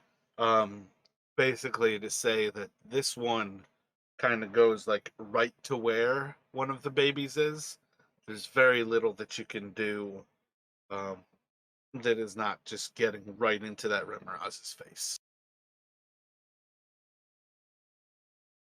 All right. So, what do y'all think we should do?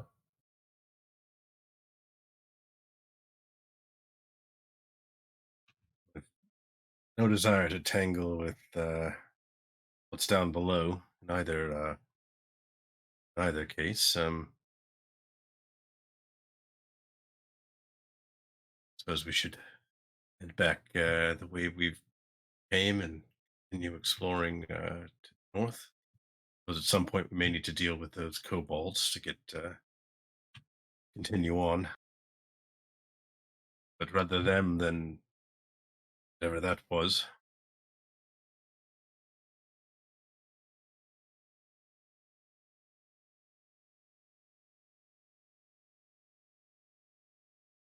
Okay.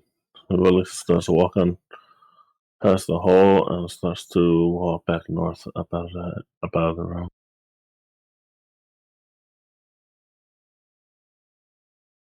So theoretically, you all are returning to the room of icicles, like stalactites and stalagmites growing up off of the ground. You've got the four different exits kind of from that room. You can come into it from the direction that you've not actually traveled yet, but can kind of make the assumption is that connection, where you've now used those kind of lower two. You know directly to the east of you is where you spotted the kobolds before, and this time, upon kind of coming close enough to where you're really inside of this room yourselves, you are going to hear that same cackle of laughter that has permeated this place so thoroughly. And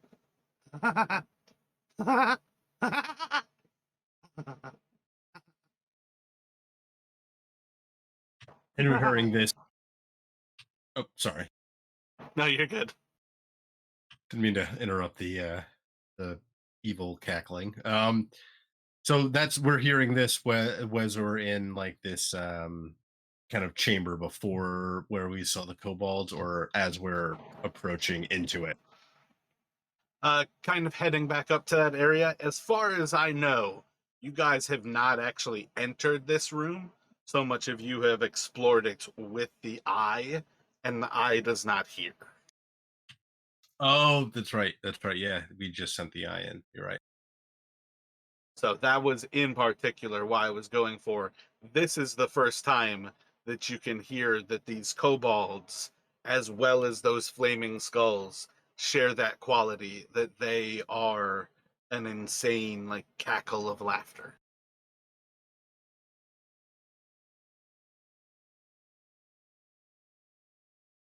Brannick is going to kind of look to Velixis and Fen, and I suppose we could either try to fight them or try to, perhaps if we threw a bunch of food in one direction, and if they go for it, use that to slip by them. But they may prefer fresher meat.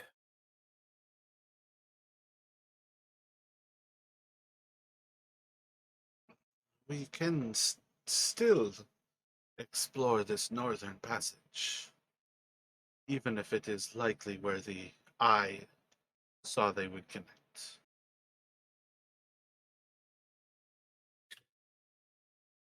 Seems a reasonable suggestion.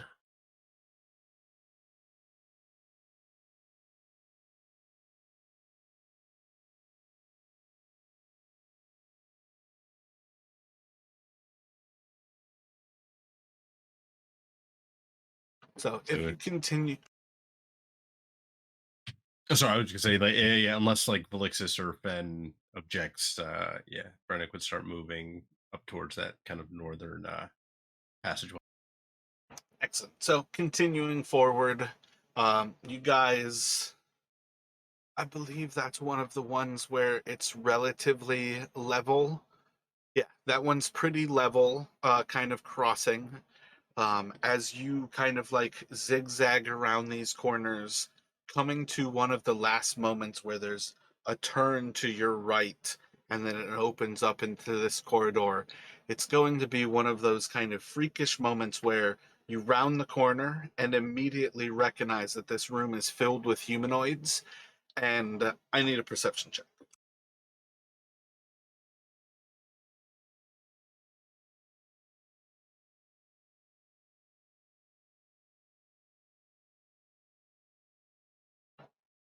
So Brennick is probably initially just like immediately like pulling back and kind of dropping backward, hoping not to have been seen. Um, Ben, have you been in the back? Because I feel like maybe you're not doing a perception check here, as you guys are kind of moving forward. My bad. I could have called a little bit more properly for that to be whoever's leading. Yeah, figured we were moving up to this juncture, and I was moving my token. That was all. Gotcha. Oh yeah, I wasn't even on the page where I could see you there. So I think for what it is worth, just in that like first kind of moment, Brennick just kind of like turns this corner a little bit, and you see to the right where this room's kind of filled with humanoids, and then almost like falling back as kind of instinct more than anything, you kind of allow things to like sit with you and recognize what you've seen. This was the room of these statues, people or things that are either sculpted of ice or the frozen actual peoples made of ice. But when you kind of come to terms with it, you're going to recognize this is a room that is filled with frozen humanoids.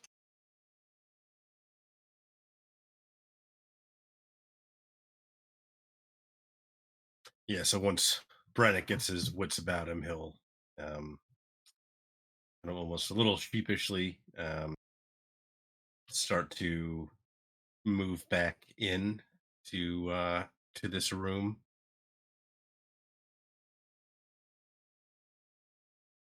to get a closer look. So when you come back around the corner, you're going to see that this room is filled with creatures about like 2.5 to 4 or so feet tall. Um, with a little bit more kind of calmness, you can recognize that these are kobolds. When you look closer, these are the likeness of kobolds. They're formed of this kind of ancient blue ice, but these are not very good sculptures. Not where you've seen some of the most realistic sculptures. There's been a lot of levels of seeing like the beauty of the ice that the God Arl can weave, and these are very clearly not hers. These are something else. And this room is kind of pervaded by that same kind of cackle of the kobolds to your south. But as you kind of explore, this room has about 24 of these sculptures inside of it that seem to resemble kobolds. And this is a very loose resemble.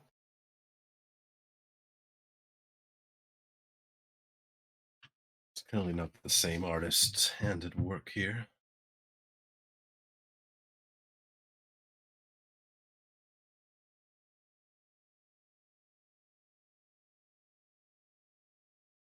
But I wonder why they were made.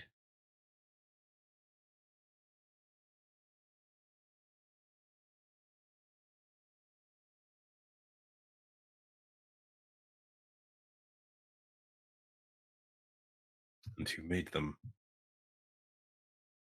Oral, clearly. Same.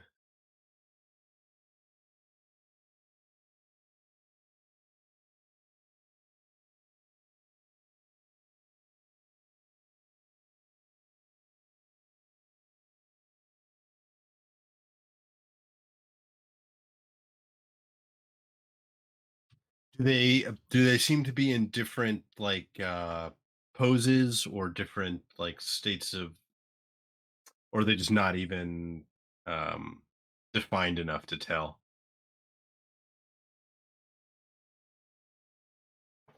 I think you would have a hard time recognizing any of them. Um, you guys no longer see those creatures. There's no need to measure to them.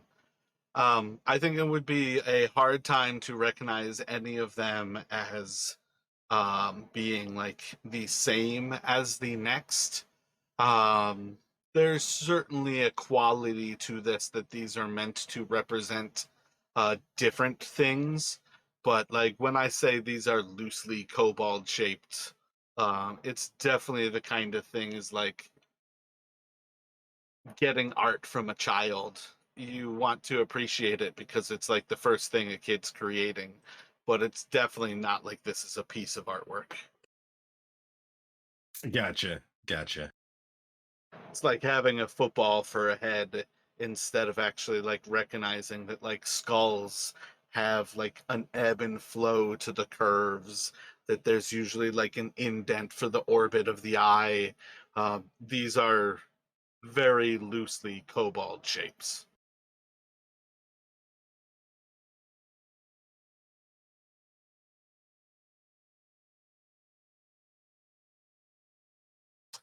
So Brannick is he's puzzling on it a little bit, but he can't.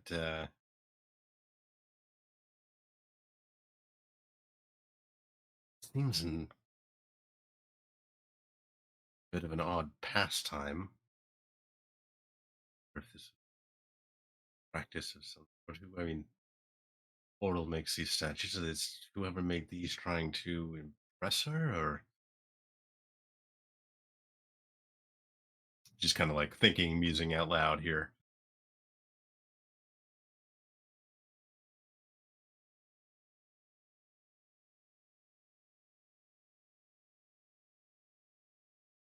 I don't know if Felixis or Fen have any ideas. Crude offering, if it were one.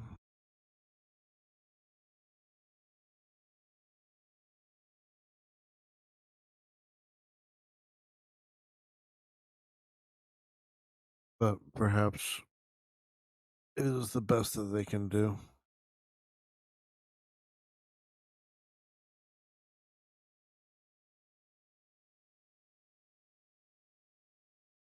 Hmm.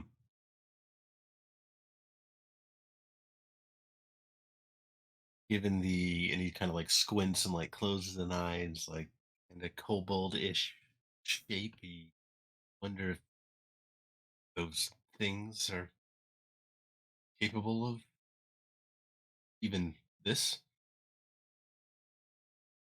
Say some sort of offering, perhaps.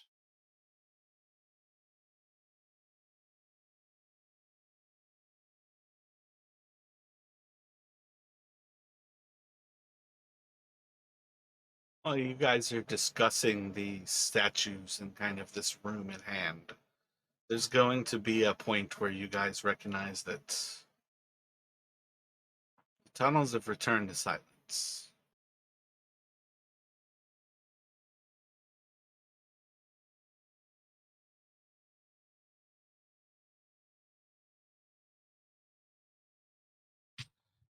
It takes Brannick a moment to kind of realize that it's the lack of sound, almost like the lack of sound that he's hearing. And he'll kind of like turn to Fen and might have, I think they might know we're here.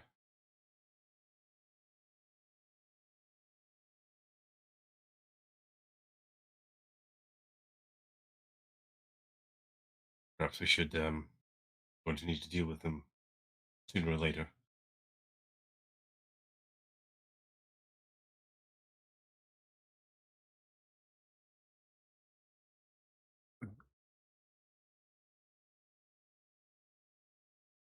Something tells me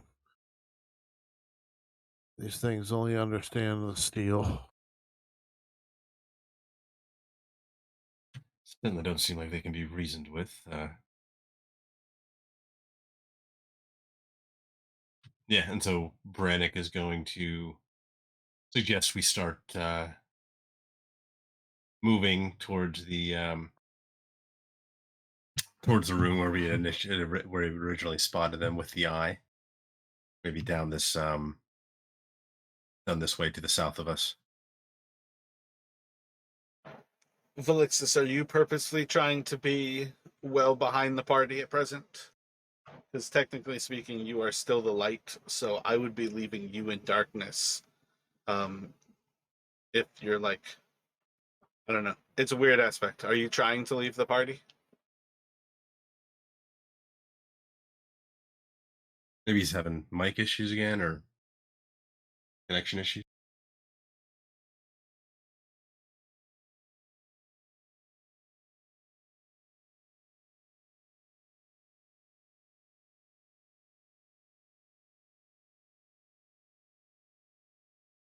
Although he's still in roll 20.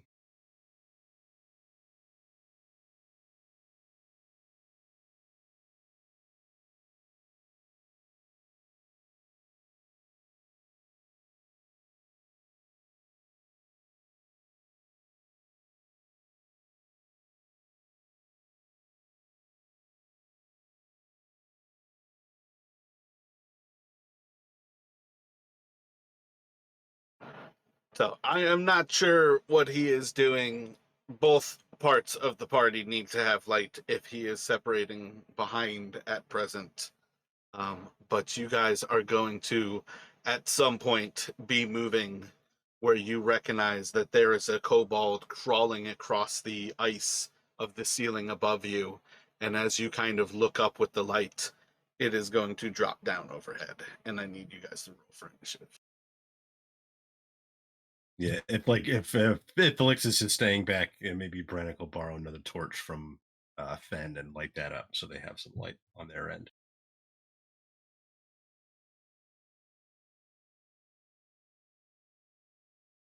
Yeah, I'm just not sure if he started having a problem like before we even got into that room.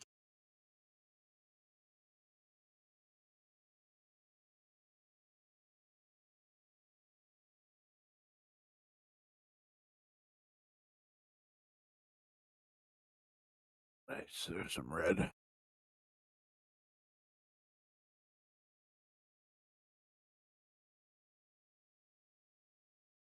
Like that visual though of like it's like looking like hearing a little scratch, looking up, and then there's like this like feral albino kobold like just working on the ceiling above you.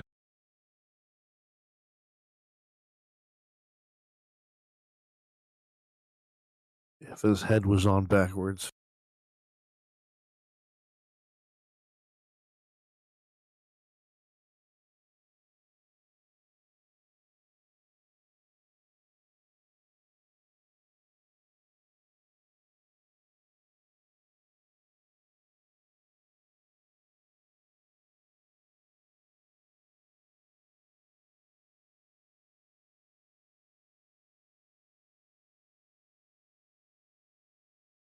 Yeah, I gotta assume he's like crashed out.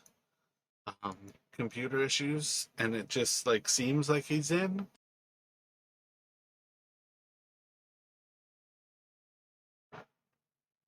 I'm gonna move him in with the party because otherwise he's about to get flanked and attacked alone because you guys are getting flanked and you're gonna be attacked on all sides. I mean, he's been sticking or she's been Yeah. sticking with the party, so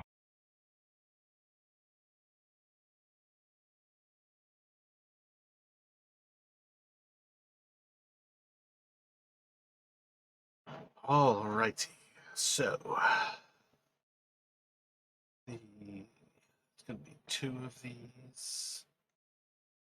Going for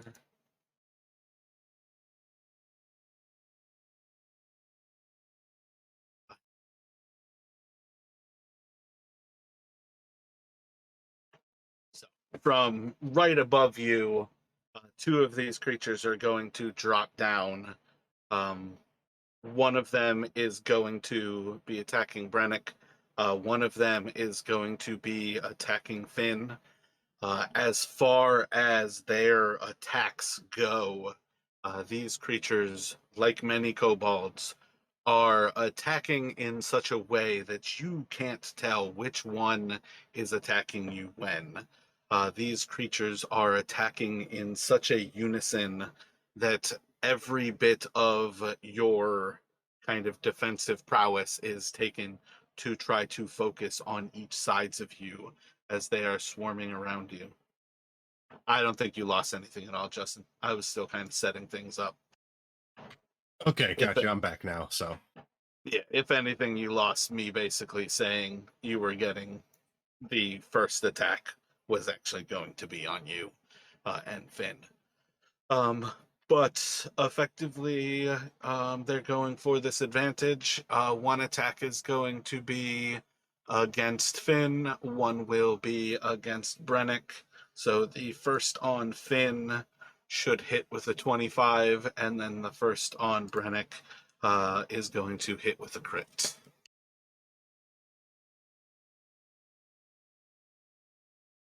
So I think we're going for 1d4 and 2-4. So Finn, you are going to take 8 piercing and then 5 necrotic. Your maximum hit points is going to be reduced by 5 points here. Just make sure you do it kind of the proper way. If you click on your hit points, you should see where it's got like current hit points, max hit points, temp hit points at the top. At the bottom, you should see max hit point modifier. You want to set that as -5 right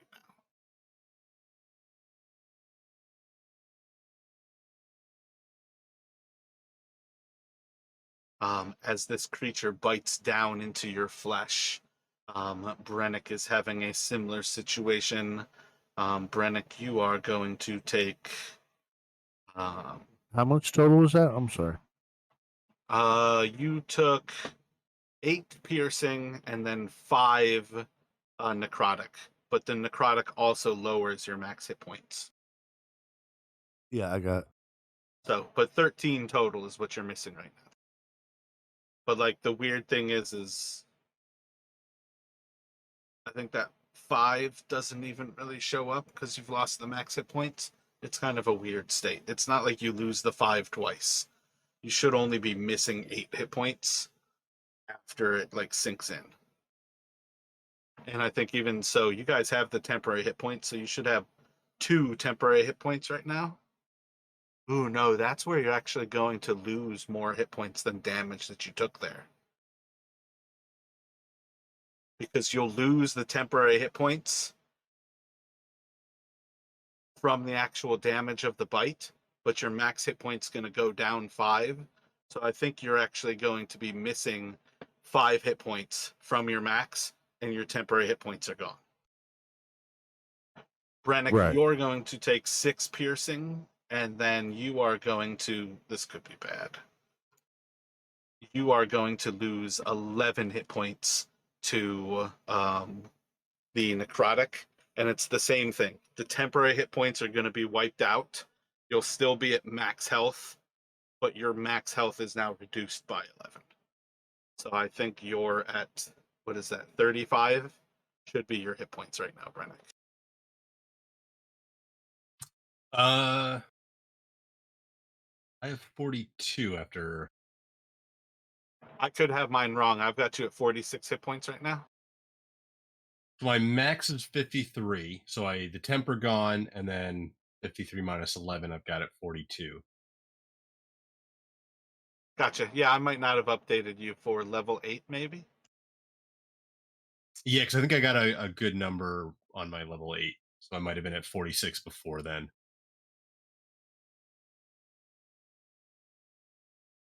What is that, 29? And your con on this guy is 3, so that's 24. That sounds about right. Yeah, so if I had so if I got if I was at 46 and then I got 7, so yeah, that tracks. I don't think we had any like increase in. Yeah, it must have been from the level 8. Yeah. Yeah. That works out. I don't have the math done on my new sheet. I still have it set as if you guys like just leveled.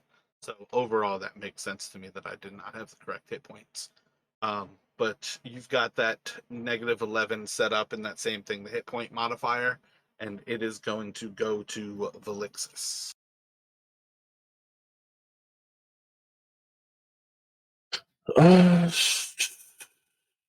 She's gonna throw a fireball in the room, and other than her friend, she's going to hit the 2 creatures with it.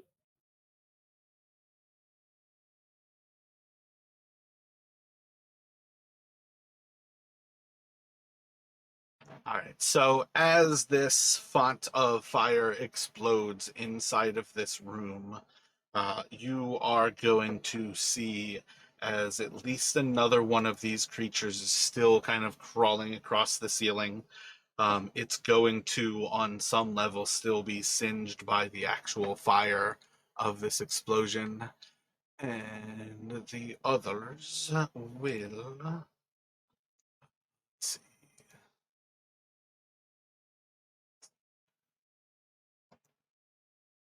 Yeah, the 2 of them are going to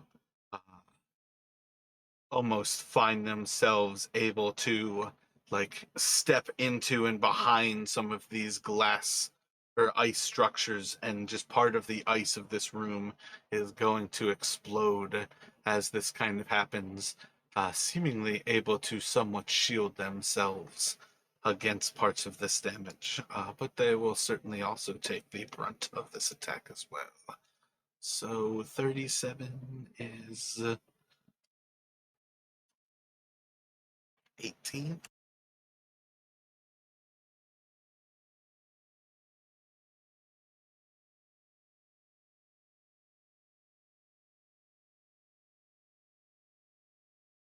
Any movement or any other thoughts from you here? Nah, that'll be it.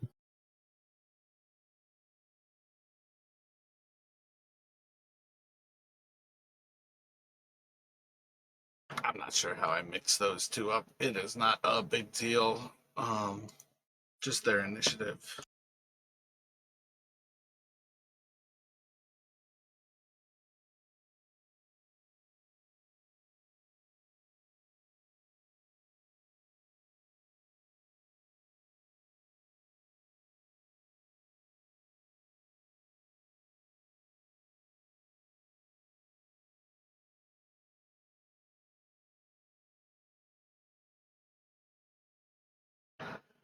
So these two are dropping in. Um, Same idea. Like they're kind of like slashing at and distracting both Brennick and Valine as they leap down. Each of them going in for an eventual bite, one against the other. So the first of these attacks will be against Brennick. Second of these attacks will be against Valine.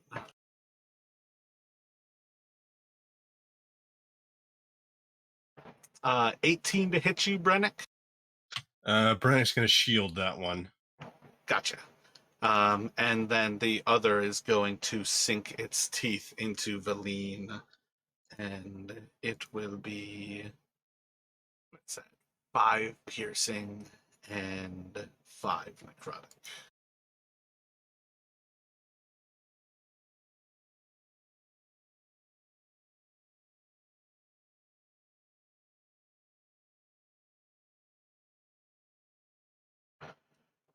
And this is where you will all hear once again like a deep kind of cackling, and this time in kind of a unison as this kind of cackle happens. You're going to start to hear the kobolds are almost mimicking this cackle in kind of a Kenku kind of fashion. They are using a language that they don't quite understand, but you're going to see here as a creature is going to kind of form on the ceiling, and this looks like a kind of a quadruped, kind of dog-like creature with this massive curved spine. Oops, that was supposed to be a D4. With this massive kind of curved, like massive, huge spine. And I believe Brennick is the only one in this crew to have fought the gnolls in this area. But you all have heard about gnolls enough that I don't think it's crazy for you to recognize this as a gnoll. Only it has 2 extra appendages that are just these kind of curved, thin little arms that almost seem gaunt and have no muscle mass on them.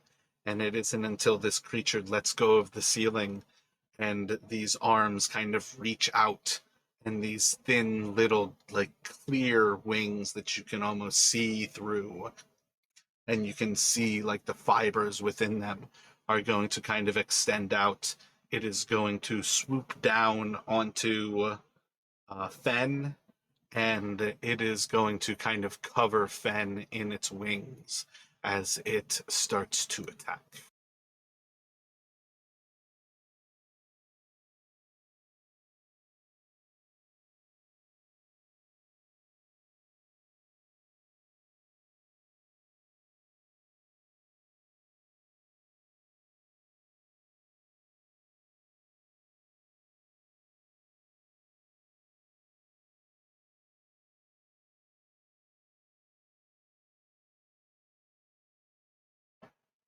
Um,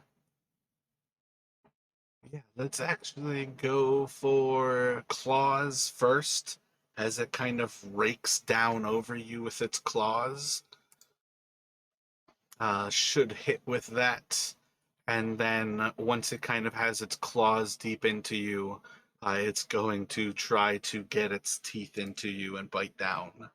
And it is definitely going to succeed on that one. So the claws are going to rake you for 13 slashing damage, and then the teeth are going to deal 10 piercing and 10 more necrotic damage as it bites down into you. And as it's like slurping up this blood on Fen, you can just see like its muscles starting to twitch and the cackle kind of getting louder. And you can see his blood kind of like starting to be pumped into the wings of this creature.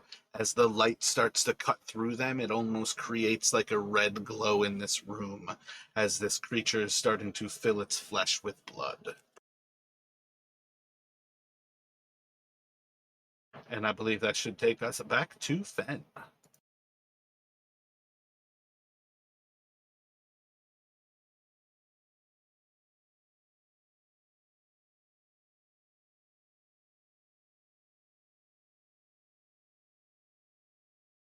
So, how high up is the ceiling where this thing is? They're all down on you. There's only one still on the ceiling, which is the one to the southwest of you. And that's like 25, 30 feet up. Okay. Yeah, part of the point is, though, is like when you guys might have been like moving around, these things were almost walking on the ceiling as if gravity was not a thing. Right. I am going to.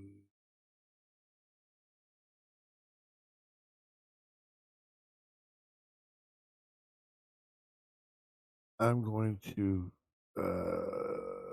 assuming I can squeeze through this spot here.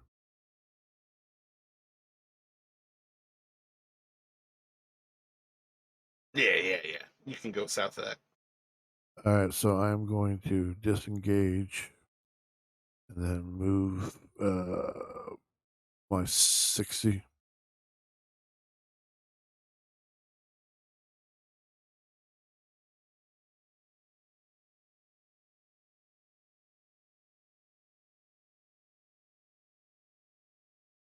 Can you step of the wind disengage, or is this just straight up an action?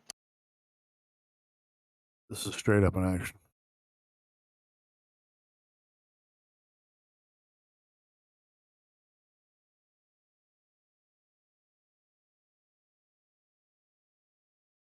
And I'm going to end my turn. Gotcha. My bad. I never actually revealed the null one. After that, it will go to the other creature in that room. What's that? For Velixis. It's going to cross the room and oh shit, I keep forgetting they also have advantage. It is going to drop a big ol' crit into Velixis as it drops from the ceiling in response to the fireball. That is, I think I said +4, so in 10 for the piercing. Yeah, +4, and then 12 necrotic. So again, reduce your total hit points by 12. You don't actually have to like deal that damage, but you will lose your blessing of the Morning Lord, and you should otherwise be at max hit points, just -12 right now. And that's going to take us to Brennick.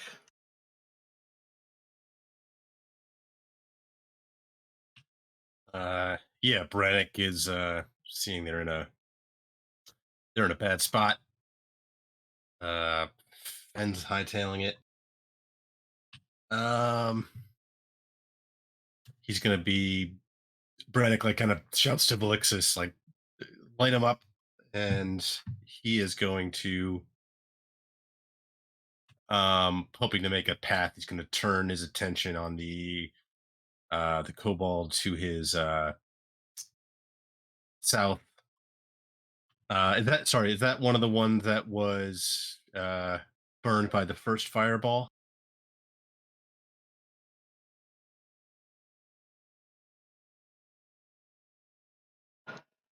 Um,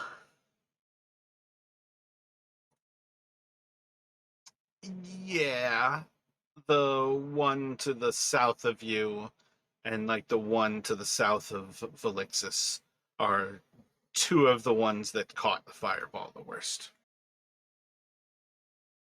Gotcha. Yeah, so kind of shouting that to Valixis, he's going to turn and I just like throwing his hands out, dump a magic missile into the kobold south of him. He's going to cast it at 3rd level.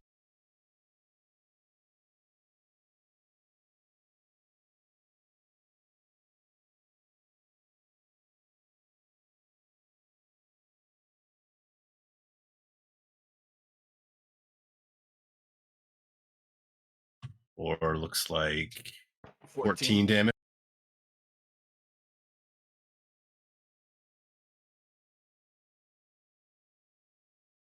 Gotcha. So you'll see as these like 5 points all start to tear into the flesh at the same point, and each time they like delve into this creature's flesh, you're not going to see any splurts of blood. You see physical damage happen to this creature's flesh, but they don't bleed. And as it kind of like smashes into this creature, they're going to start to kind of bore almost like a hole into this thing. Anything else from Brennick? Kind of surrounded, but I think he's going to risk trying to move. He's kind of already throwing his hands up to cast another. He cast shield as a reaction, even though Yeah, he's it cast it. restarts on your turn, so you can cast shield again. Gotcha. Okay, yeah. So he is going to, I think, try and get out of there and move after Fen. If he can get past the two here, go this way, he's going to try to essentially flee back after Fen.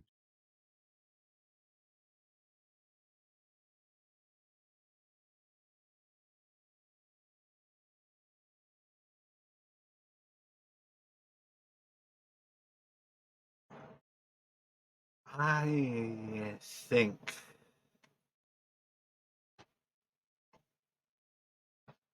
three of these creatures are going to slash out at you. Two of the normal ones, or two of the kobolds and the gnoll are all going to try to bite you. So kobold, the gnoll is not advantage. So 15, probably worthy reason to proc you to shield. 23, I don't think that'll be stopped. And then 18, I think the 18 would be stopped. The 18 would, yeah, the 18 and the 15 will, the 23 will get through the shield. Gotcha. So one hit from a kobold. Damn, I did that wrong. We'll do 4 necrotic and 8 slashing damage as it cuts across you. Okay, so now that the temporary hit points are gone, the necrotic, so the 8 piercing brings you down to... Well, your temporary hit points should have all been gone last turn. Yep, that's what I'm saying. So now that they're gone, there's a necrotic. Essentially, it's dealing me necrotic's not necessarily dealing any damage to you. It's simply reducing your max hit points now. So you'll take those hit points from the piercing or from the slashing. That will like reduce your hit points, but the necrotic is effectively just reducing your maximum. Gotcha. Because And you it was should be for missing the same amount of hit points regard. I guess really that's the order of operations to it. If you do the bludgeoning, the slashing first, you do have to make sure that you're missing that number of hit points. So you should do the necrotic first, technically, and then you can just reduce. I hope that's not overly complicating it. As long as you're missing the same amount of hit points from the physical damage, the necrotic is simply reducing your maximum hit points.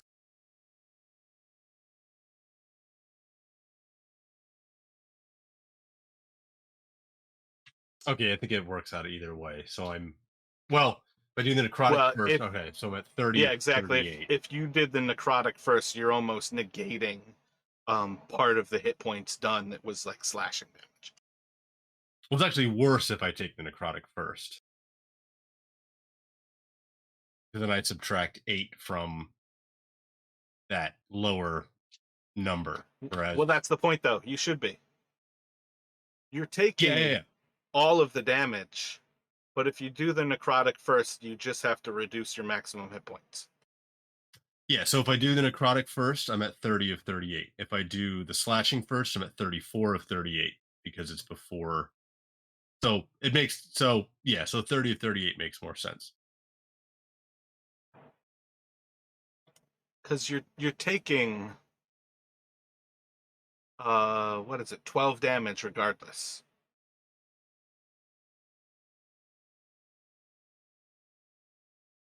Like you're taking 12 damage, 4 of it just reduces your actual max hit points. So you can never be healed that again. Yeah, no, I get that. It's just it whether I take the necrotic. Okay, so I'm going to leave it at 30 of 38. What were you starting at before then? So I was at 42. Yeah, so you should be at 30 after taking that damage because you're taking the 12. Right. Okay. So on Valine's turn, she's right back to that blight issue where you guys are talking about dead creatures and her high level spell casting is necrotic. Do you all have any thoughts on what Valine is doing at present?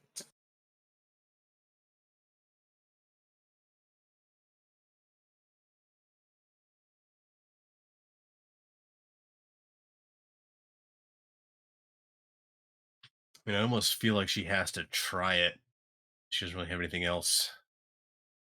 Gonna be unless she just tries to, I don't know, ray of sickness the the one of the injured ones.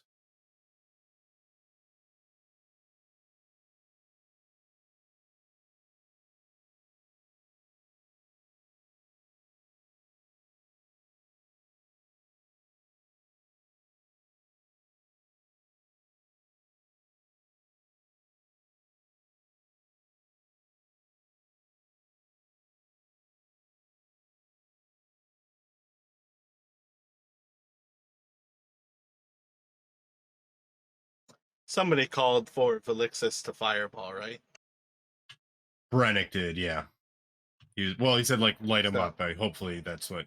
Yeah. Her other kind of shot in the dark here is the potential for Atasha's hideous laughter. I would say she's not likely to do that, knowing that you guys are kind of hoping for Velixis to make this room explode again. So I feel like that kind of says, maybe that's not the solution. Wait, I'm sorry, I must be missing something. What does blight do? It's just necrotic damage, but if it's lit on fire, it blows. In particular, she has used her blight spell against undead recently in front of this crew, and the blight had no effect. That was the problem with using it against the dead, is less effective. Or in that particular case, it only hurt the party. Okay. The point about Tasha's hideous laughter is there's no point in trying to remove the knoll from the equation by making it uncontrollably laugh if you're about to make the room explode, because that will just damage it and pull it out of said laughter. But I'm game for Blight if you guys want to go that route. I feel like, you know, Brannick saying it's a try, it's a shot in the dark. It's up to you guys, though. What would you like her to do? I think given her other options, that's even if we're not, even if she's not sure it'll war be effective, it's her best option. So I would say, yeah, blight. Agreed. Like with Melissa on that knowledge, she would probably look at her and kind of just nod for her to just go ahead and do it. Like we need to start hitting this room with as many AoEs as possible. So I don't see any reason why, with you guys cleared out as is, that she shouldn't be able to get it on these creatures. And not on Velixis. As she starts to manipulate the weave, you're going to see this cloud of black ichor kind of rising up from the ground, and it's going to start to kind of cover all of these creatures, and you're going to see as it just gets absorbed into them and seemingly has no effect.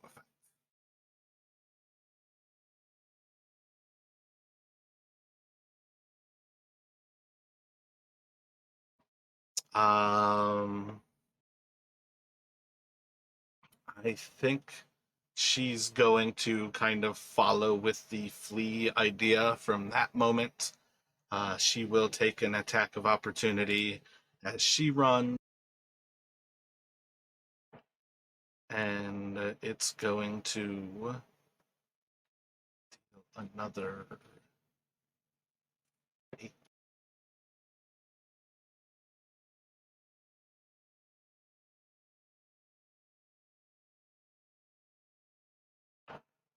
And kind of like suck the life out of her as she runs out of that room.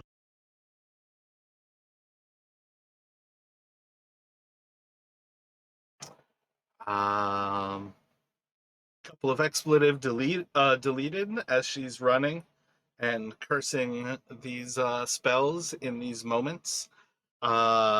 When she kind of is clearing this room, you're simply going to hear the droning on of Professor Scant. Ah, yes, vampire spawns. These creatures are weak to, and he is going to list off common things to use against vampires. Celestial speech. Sunlight. Stakes to the heart. Running water. And he's just going to start to go over this list of common things to use against vampires. And he's simply following behind Valine. And we're going to go back to the top of initiative.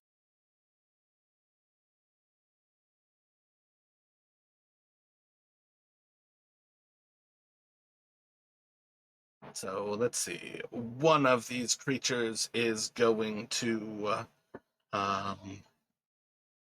what do we got for these guys? So one is breaking away from Velixis. You can attack of opportunity if you have something. If you are not a warcaster, you cannot cast a spell here. Nope. And these two are going for Brennick and then Valine. Can't get advantage on Brennick. 16 or 15 is still a miss. You still have shield right now. And then advantage on Valine, another hit. And that is going to deal another 6, and 4 of it is necrotic.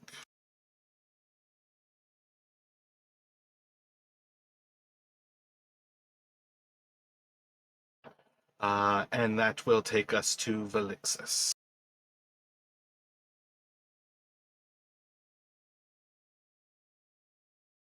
Oh, you know what? I haven't actually explained yet. You guys are noticing now that they've been named as vampires, it's a little bit easier to notice that these creatures are constantly healing from the wounds that you have done to them.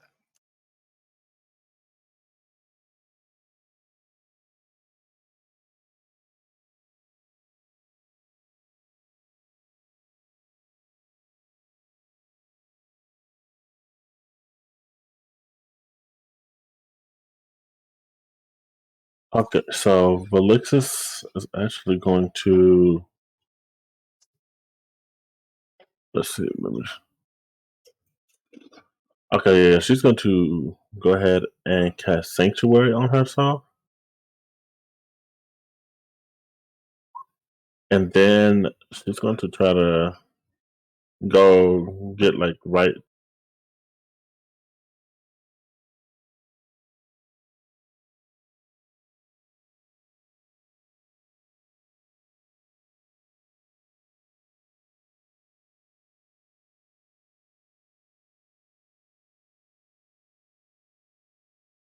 Move. She's gonna kind of like move to right here, kind of like block the door, just to try to follow them after. But she's gonna turn around and to start prepare for another attack. But other than that, that's it for her time.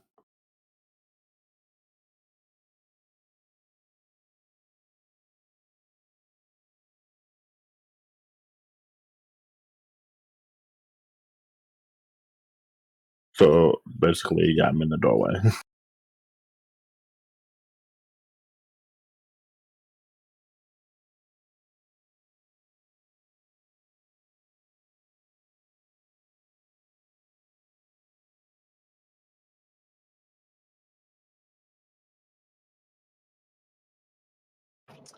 So one of these creatures is like directly above Brennick, kind of like crawling across this ceiling, and it is leaping down to strike out at Finn.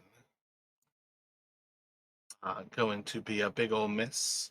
The next of these is going after Valine, and it's going to strike out at Valine from above Velixis. It will hit, and doing 6 and 4.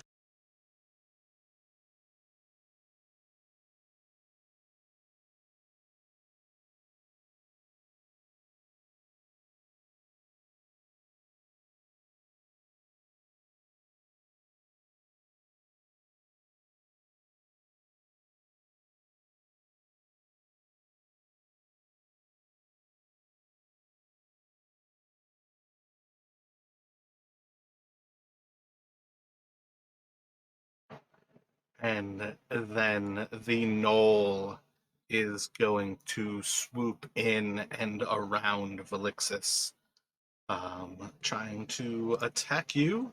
It will be successful, and it is going to claw you, and then it is going to bite you. And I believe both of those will miss, with 13 being the highest.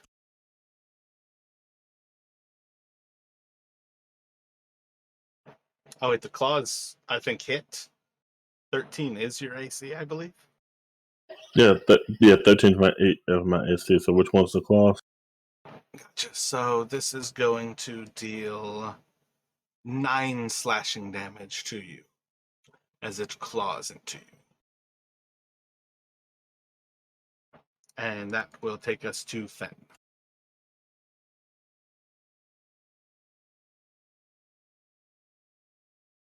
And this whole time, this room is just alight with cackles.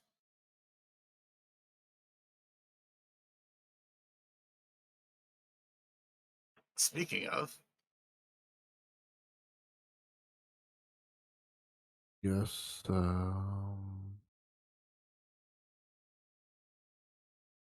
Then is going to move over to the northeastern passage and see what he can see.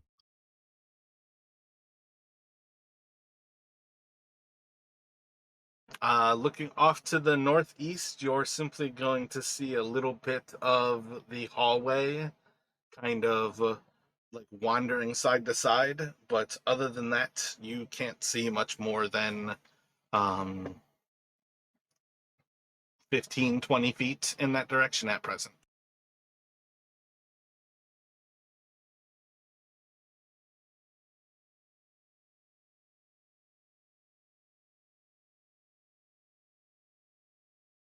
All right, then I guess I'm going to pull out the bow and take 2 shots at the one next to Brannick.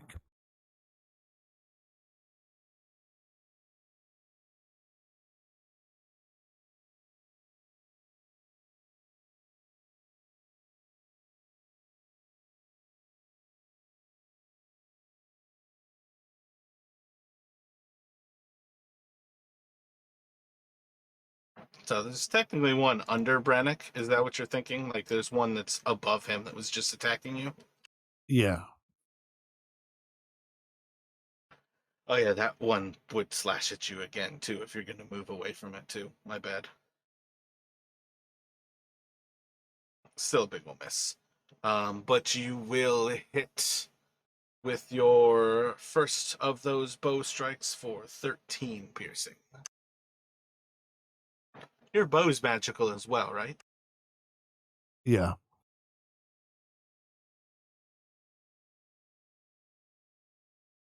And that'll end my turn. Actually, I'm gonna move up another 25 feet into the hallway here.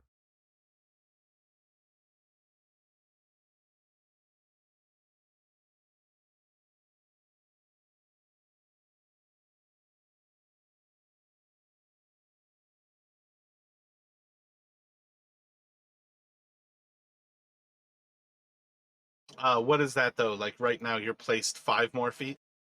Yeah, well, I can't see. It's blocked off. That's what I mean. Because, yeah, you're not going to get to see this when you are moving around in the dark. Um, you are in Oh, pitch yeah, black. yeah, So yeah, this is the yeah, type yeah. of thing. You're not walking into these walls, but Yeah. you're slowly making your way through this Yeah. corridor. Forget all And that then then. I'm gonna stay at the entrance. I'm sorry. My bad. That'll be end of turn.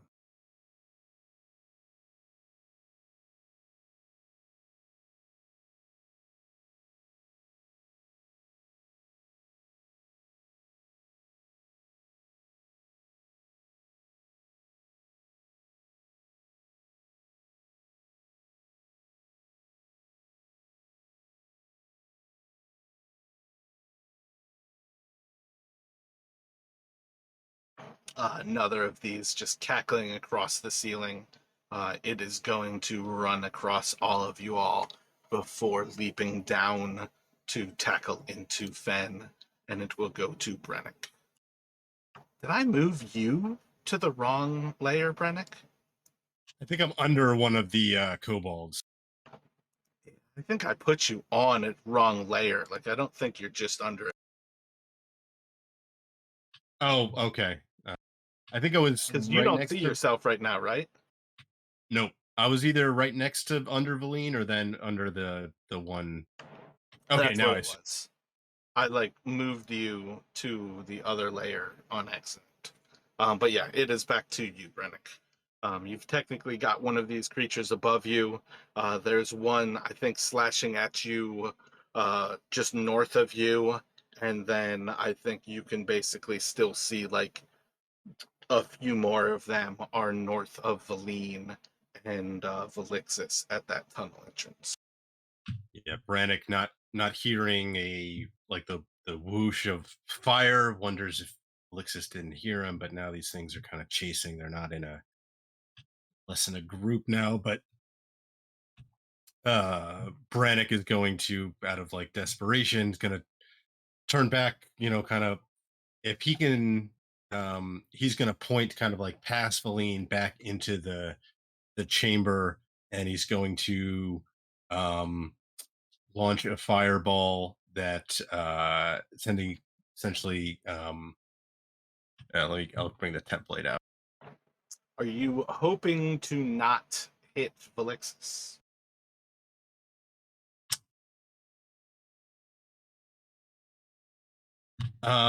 Initially that was going to be the idea, but then I would I'd only say be on able to some hit level, two of them. this is, yeah, unless you are purposefully trying to make sure, like, it's going to grab everybody.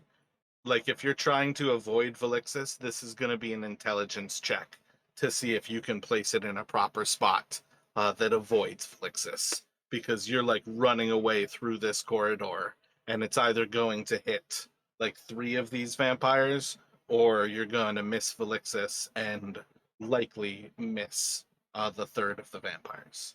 But if you can give me an intelligence here. It can be Arcana as well, so you can do proficiency. So 15? Or are you +4 proficiency right now? Arcana is actually a +10, so it'll be +6 to that. Oh, shit. Oh, is that Rogue that you've got? That's my expertise, yeah. And Arcana Gotcha. is one of them. So yeah, so that's +6 more, 18. Yeah, I'll say you can place that in a way that you can get the 3 of those vampires up there. But the explosion, it's going to be one of those things where it like flies out towards Velixis, and you might do like a little eyebrow job, but in the long run, Velixis is not going to take damage. She's gonna yell back, "Be careful where you aim that thing!"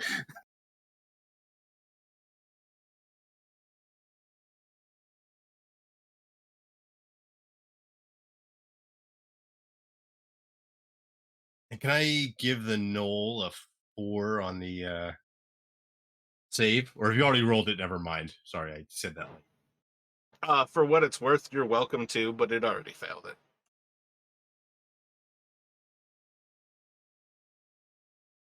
Yeah, it's definitely one of those things on some level when you're doing something, I almost expect you at very least to say, you know, I'm thinking about using Portent to try to slow me down. But most of the time, especially in combat, I'm just trying to flow stuff. So I don't mean to keep you from being able to use your ability. But when it sits there, it can be a lot of time wasted. It's the same thing with like the Battle Masters. If I don't do a lot of assuming, it like creates a lot of wasted time. Yeah, no worries. That makes sense. So just go with the normal rolls, I guess then.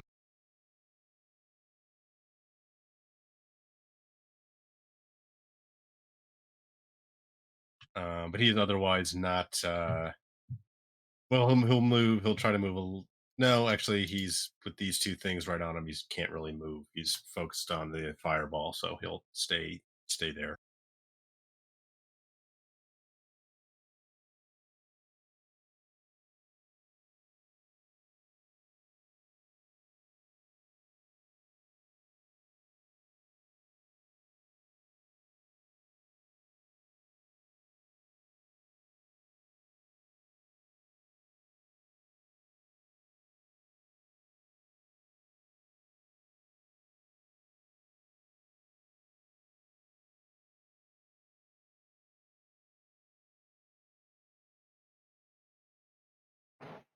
So you are going to see as the knoll almost like shields itself in its wings, and that thin flesh is going to start to like sear away before it almost like boils off and starts dripping as just like this fat to the ground as it's kind of rendered by the fire.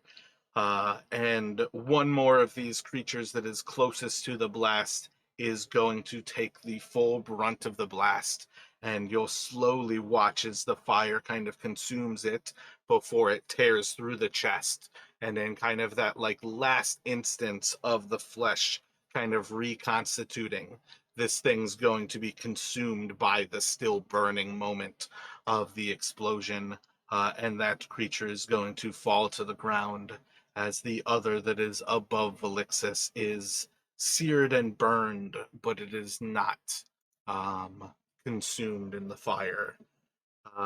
You said no more movement. It's gonna go to Valine. I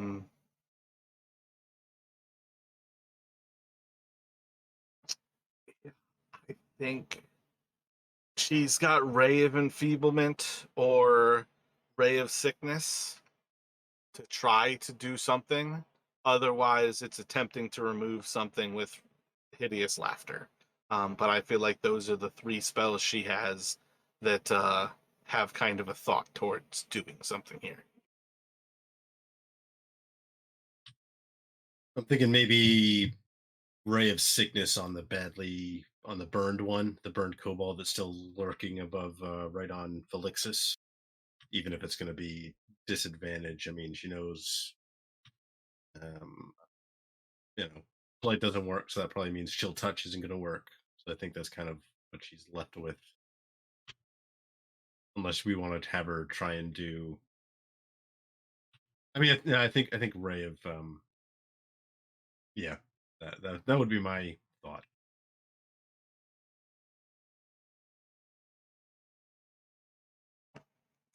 No vetoes concurs. Going with the Ray of Sickness.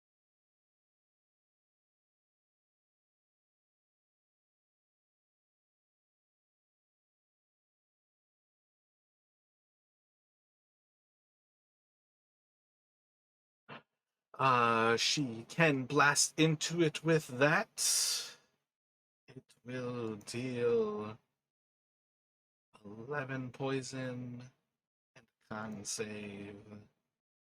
That's good.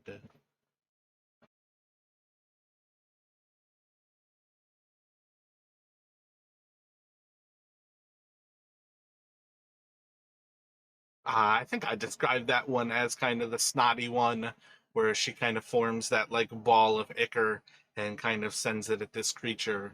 This time it just kind of like splashes into it, and you'll see as like the ichor kind of starts to like invade into this creature's orifices. Um, Plenty of reasons to assume that this will not be effective, but it seems to be doing something to this creature.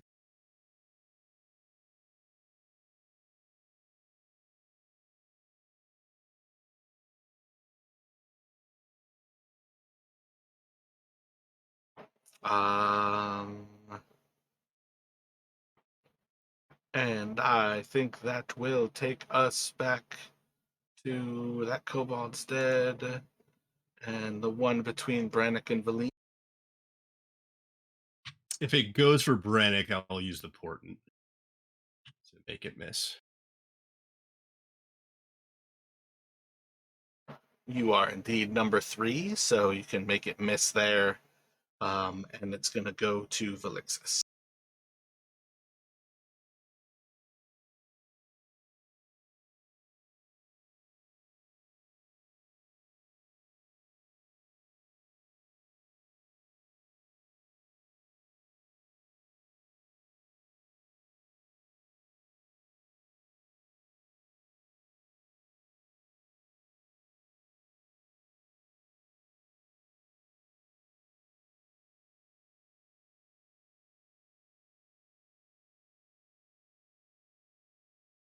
If you are speaking right now, Rashad, you are back to not making any sound, and I don't see your push to talk lighting up.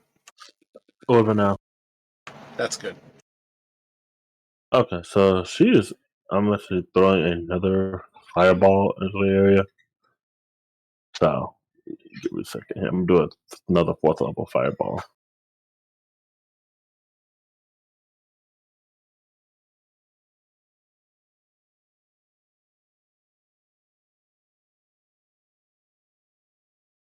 Certainly less believable, but I see no reason why you cannot hit all of the remaining vampires.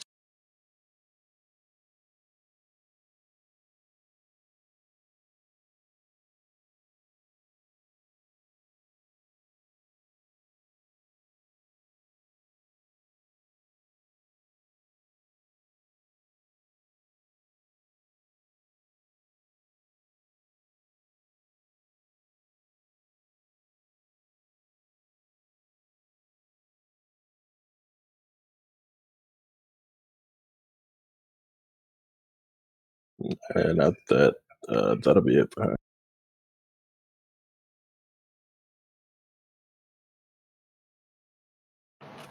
So with the explosion of that fireball, the creature leaping at Fen, while largely avoiding the blast, you're going to see at least signs where it's still taking some of that fire damage as that like puff of explosion kind of flies around those corners, almost chasing it down that corridor towards you, Fen. That creature will catch at least a little bit of flame, perhaps a little bit more to its legs. The creature that is like attacking from above over Brennick is going to be consumed in the flames.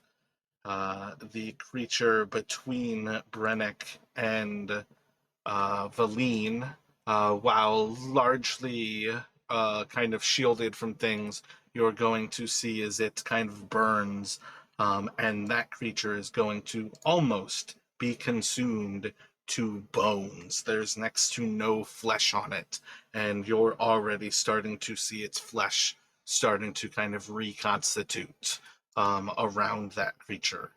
Very similar instance with the creature that is north of Valine, where it is almost entirely reduced to bones, as well as the knoll. All three of those creatures are severely wounded and regenerating their flesh in the moment here.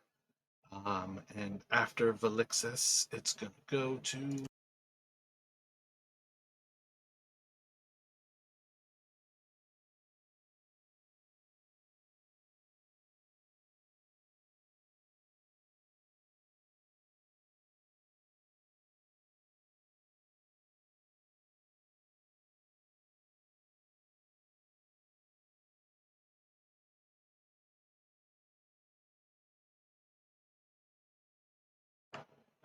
let's see. The one over Velixis is still going to go after Valine. Still has advantage. 20 still hits. I don't think she actually has shield. It's kind of weird to notice. And it's going to deal.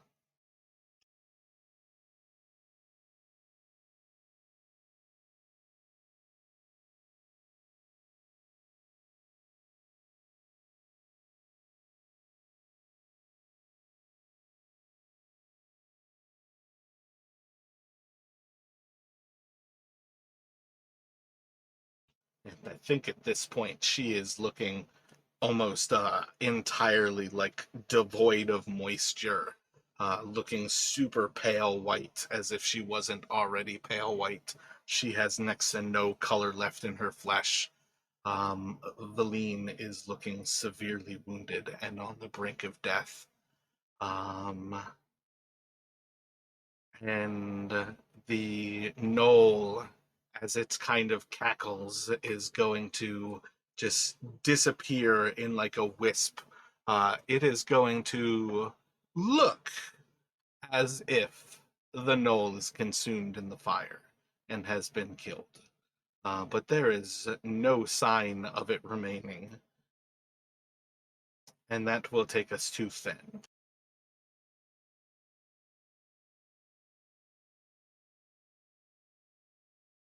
All right.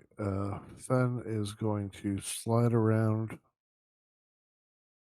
the one in front of him.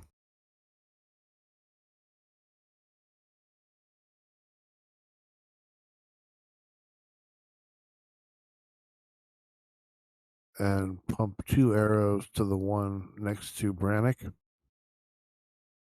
Gotcha. These will be at disadvantage.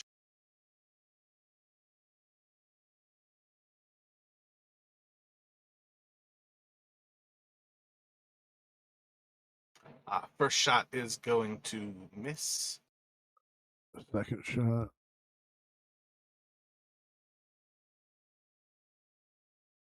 Second one will sink into it.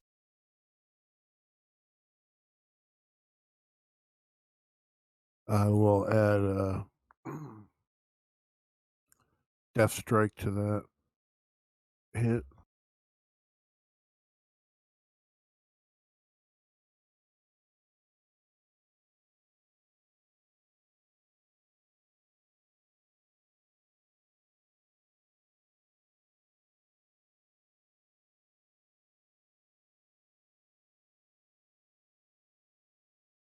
for an extra 3.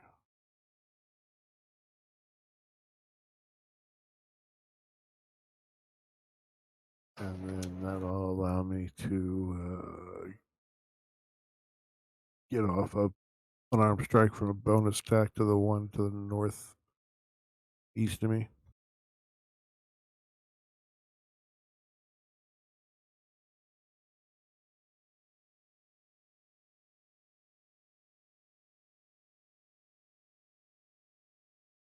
And I'm gonna stunning strike if that hits.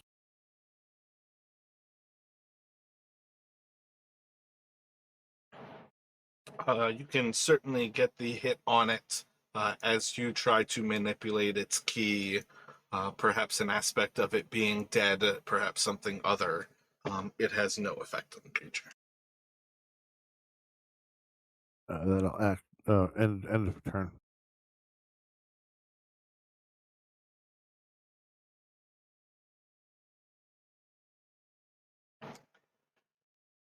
I think this one is just going to leap back towards Fen to try to bite into you.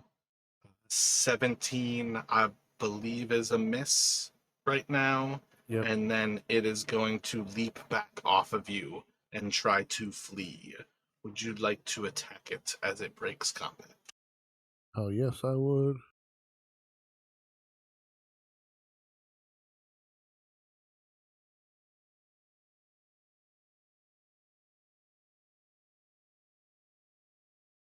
Club. So as you reach out to gain a little purchase on this creature, it is dexterous enough to get itself away, and it's just going to kind of book it.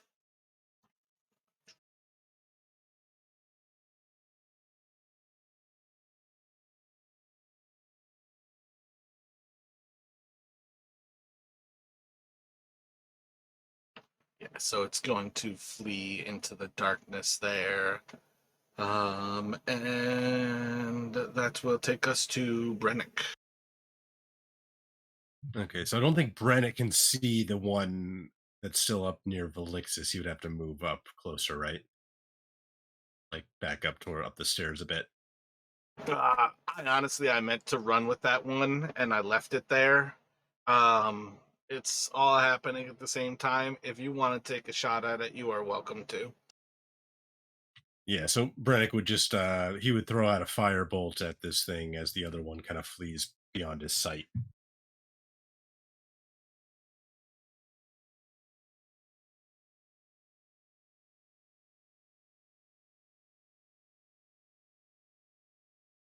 Slinging out the firebolts towards it, it is just able to kind of, in the motion of its fleeing, like leap around this fire, and it kind of shapes its movement, and it seems to just pass right by the creature. And then he'll otherwise kind of retreating back kind of towards Fen here. That'll be it for him.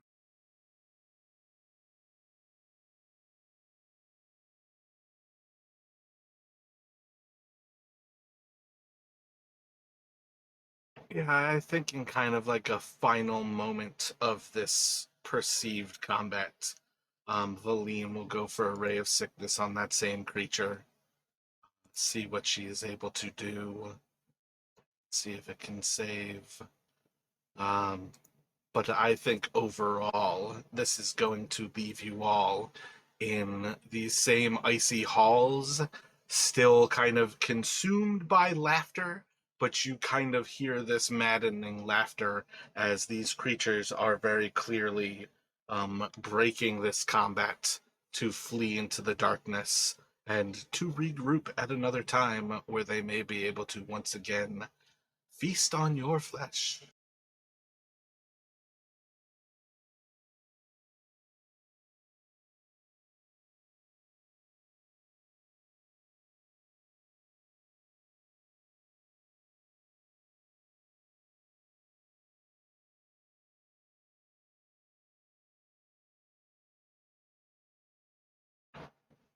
Yep. So, a description of where everybody is at right now is probably a whole lot different because I believe everybody has a pretty significant amount of necrotic damage that is floating on them right now. I mean, Brennick's not technically bloodied. I think even if he hadn't taken any necrotic, he would not technically be bloodied. So he looks like a wanner, paler than he did before, but not in terrible, terrible shape as far as anyone can see. Well, that's where it really shows up. This is kind of like constitution level of injured. You are probably not as likely to be bloodied because they don't deal a whole lot of actual physical damage. But like Valine has lost over half of her health and has taken almost that same amount of damage in actual physical damage. So Valine is very much on the like edge of death, in the fact that she is both gaunt as well as just like almost exhausted with how drained she is of blood right now.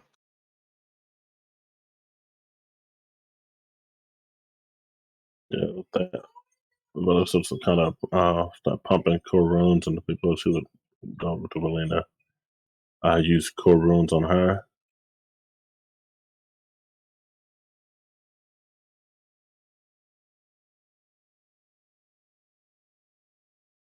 Part of Brannick is thinking. Part of Brannick thinks we should try and if we chase one and try to finish it off, but the other part of him is just, yeah, those things are.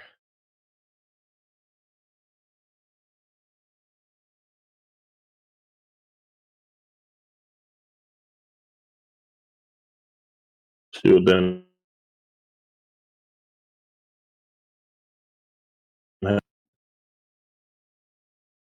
That 15 was for Valine.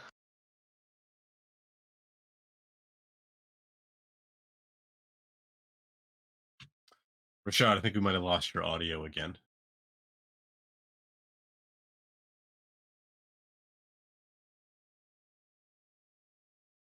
I believe he did say that 15 was for Valine. I feel like if you get some other casts off, that it was meant to go around with the party. I know Fen looks bloodied. I'm not sure. I think he's got Valine or Valixis marked as bloodied as well. So I have a feeling at very least those two should be expected to grab some healing as well. Um,